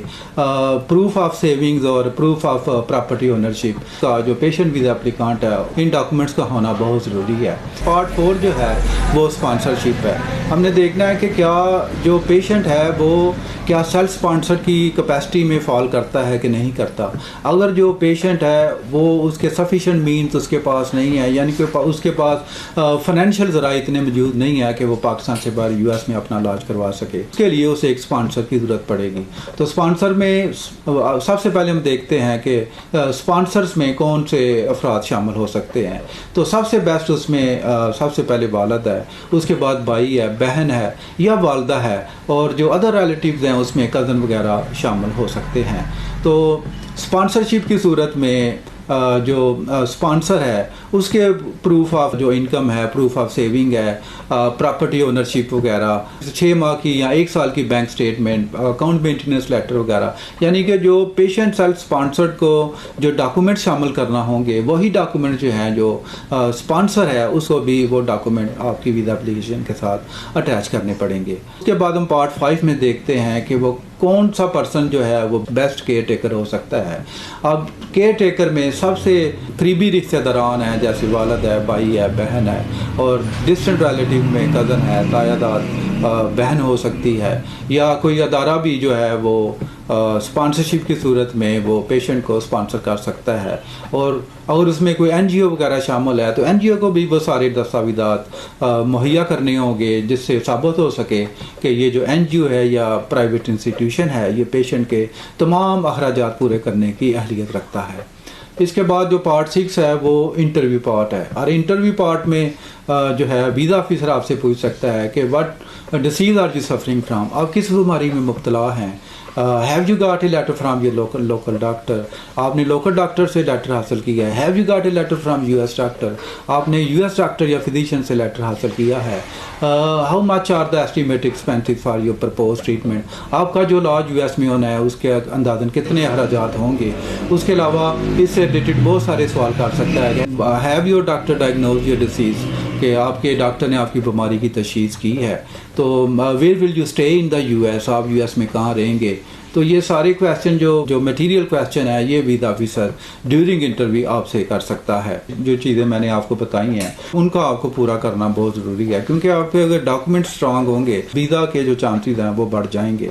उसमें जो लेटर्स हैं वो सबसे इंपॉर्टेंट हैं, क्योंकि लेटर्स के बगैर आपको यूएस एम्बेसी जो पाकिस्तान में है वो आपको वीज़ा इशू नहीं करेगी। उसके अलावा अगर आपका जो ट्रीटमेंट है वो स्पॉन्सर्ड है तो फिर स्पॉन्सरशिप के जो डॉक्यूमेंट्स हैं वो बड़े सॉलिड होने चाहिए। केयर टेकर है वो बड़ा रीजनेबल पर्सन होना चाहिए। ये ना हो कि आप किसी फ्रेंड को सिर्फ यूएस जाने के लालच में उसको केयर टेकर बना ले, क्योंकि वीज़ा ऑफिसर हैं वो आपकी बॉडी लैंग्वेज, आपकी बॉडी मूवमेंट से और आपका जो बॉडी रिएक्शन है उससे वो आपके जो झूठ है, आपके लाई को वो कैच कर लेते हैं। वो समझ जाते हैं कि ये जो एप्लीकांट है ये झूठ बोल रहा है। तो इन सारी बातों का आपने खास तौर पर ख्याल रखना है, क्योंकि जितने ज़्यादा आपके डॉक्यूमेंट्स आप स्ट्रांग होंगे उतने ज़्यादा आपके वीज़ा के चांसेस ज़्यादा होंगे। कोई एक अहम मशवरा देना चाहता हूँ कि हमेशा याद रखें जब भी आपने कोई भी वीज़ा, मेडिकल ट्रीटमेंट वीज़ा हो, B1 हो, B2 हो या कोई भी दीगर टूरिज़म से रिलेटेड नॉन इमिग्रेंट वीज़ा हो, तो आपने अपने सोशल और जो इकनॉमिक और फैमिली टाइज हैं उनके बारे में आपने अपने तमाम दस्तावेज़ात तैयार करनी है, क्योंकि वो उन दस्तावेज़ात का आपके पास होना बहुत ज़रूरी है, क्योंकि वो आपके सोशल, फैमिली और इकनॉमिक टाइज को शो करते हैं।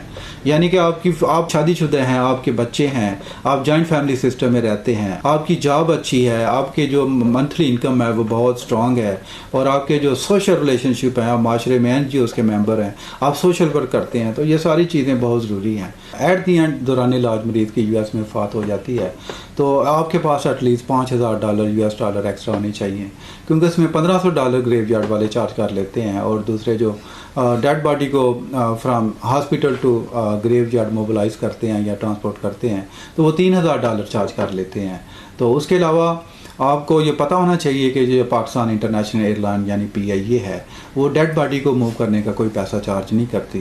तो ये बात भी ख़ास तौर पर आप देनशीन कर लें ताकि आपको कोई दिक्कत या परेशानी यूएस में ना हो। Thank you so much for watching this video.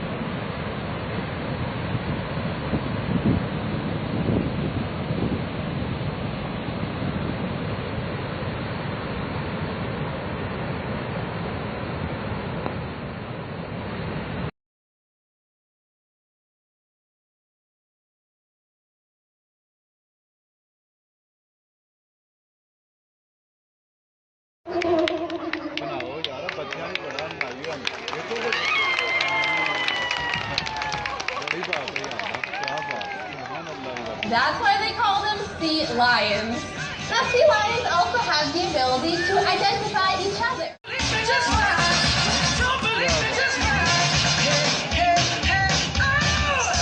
Thank you!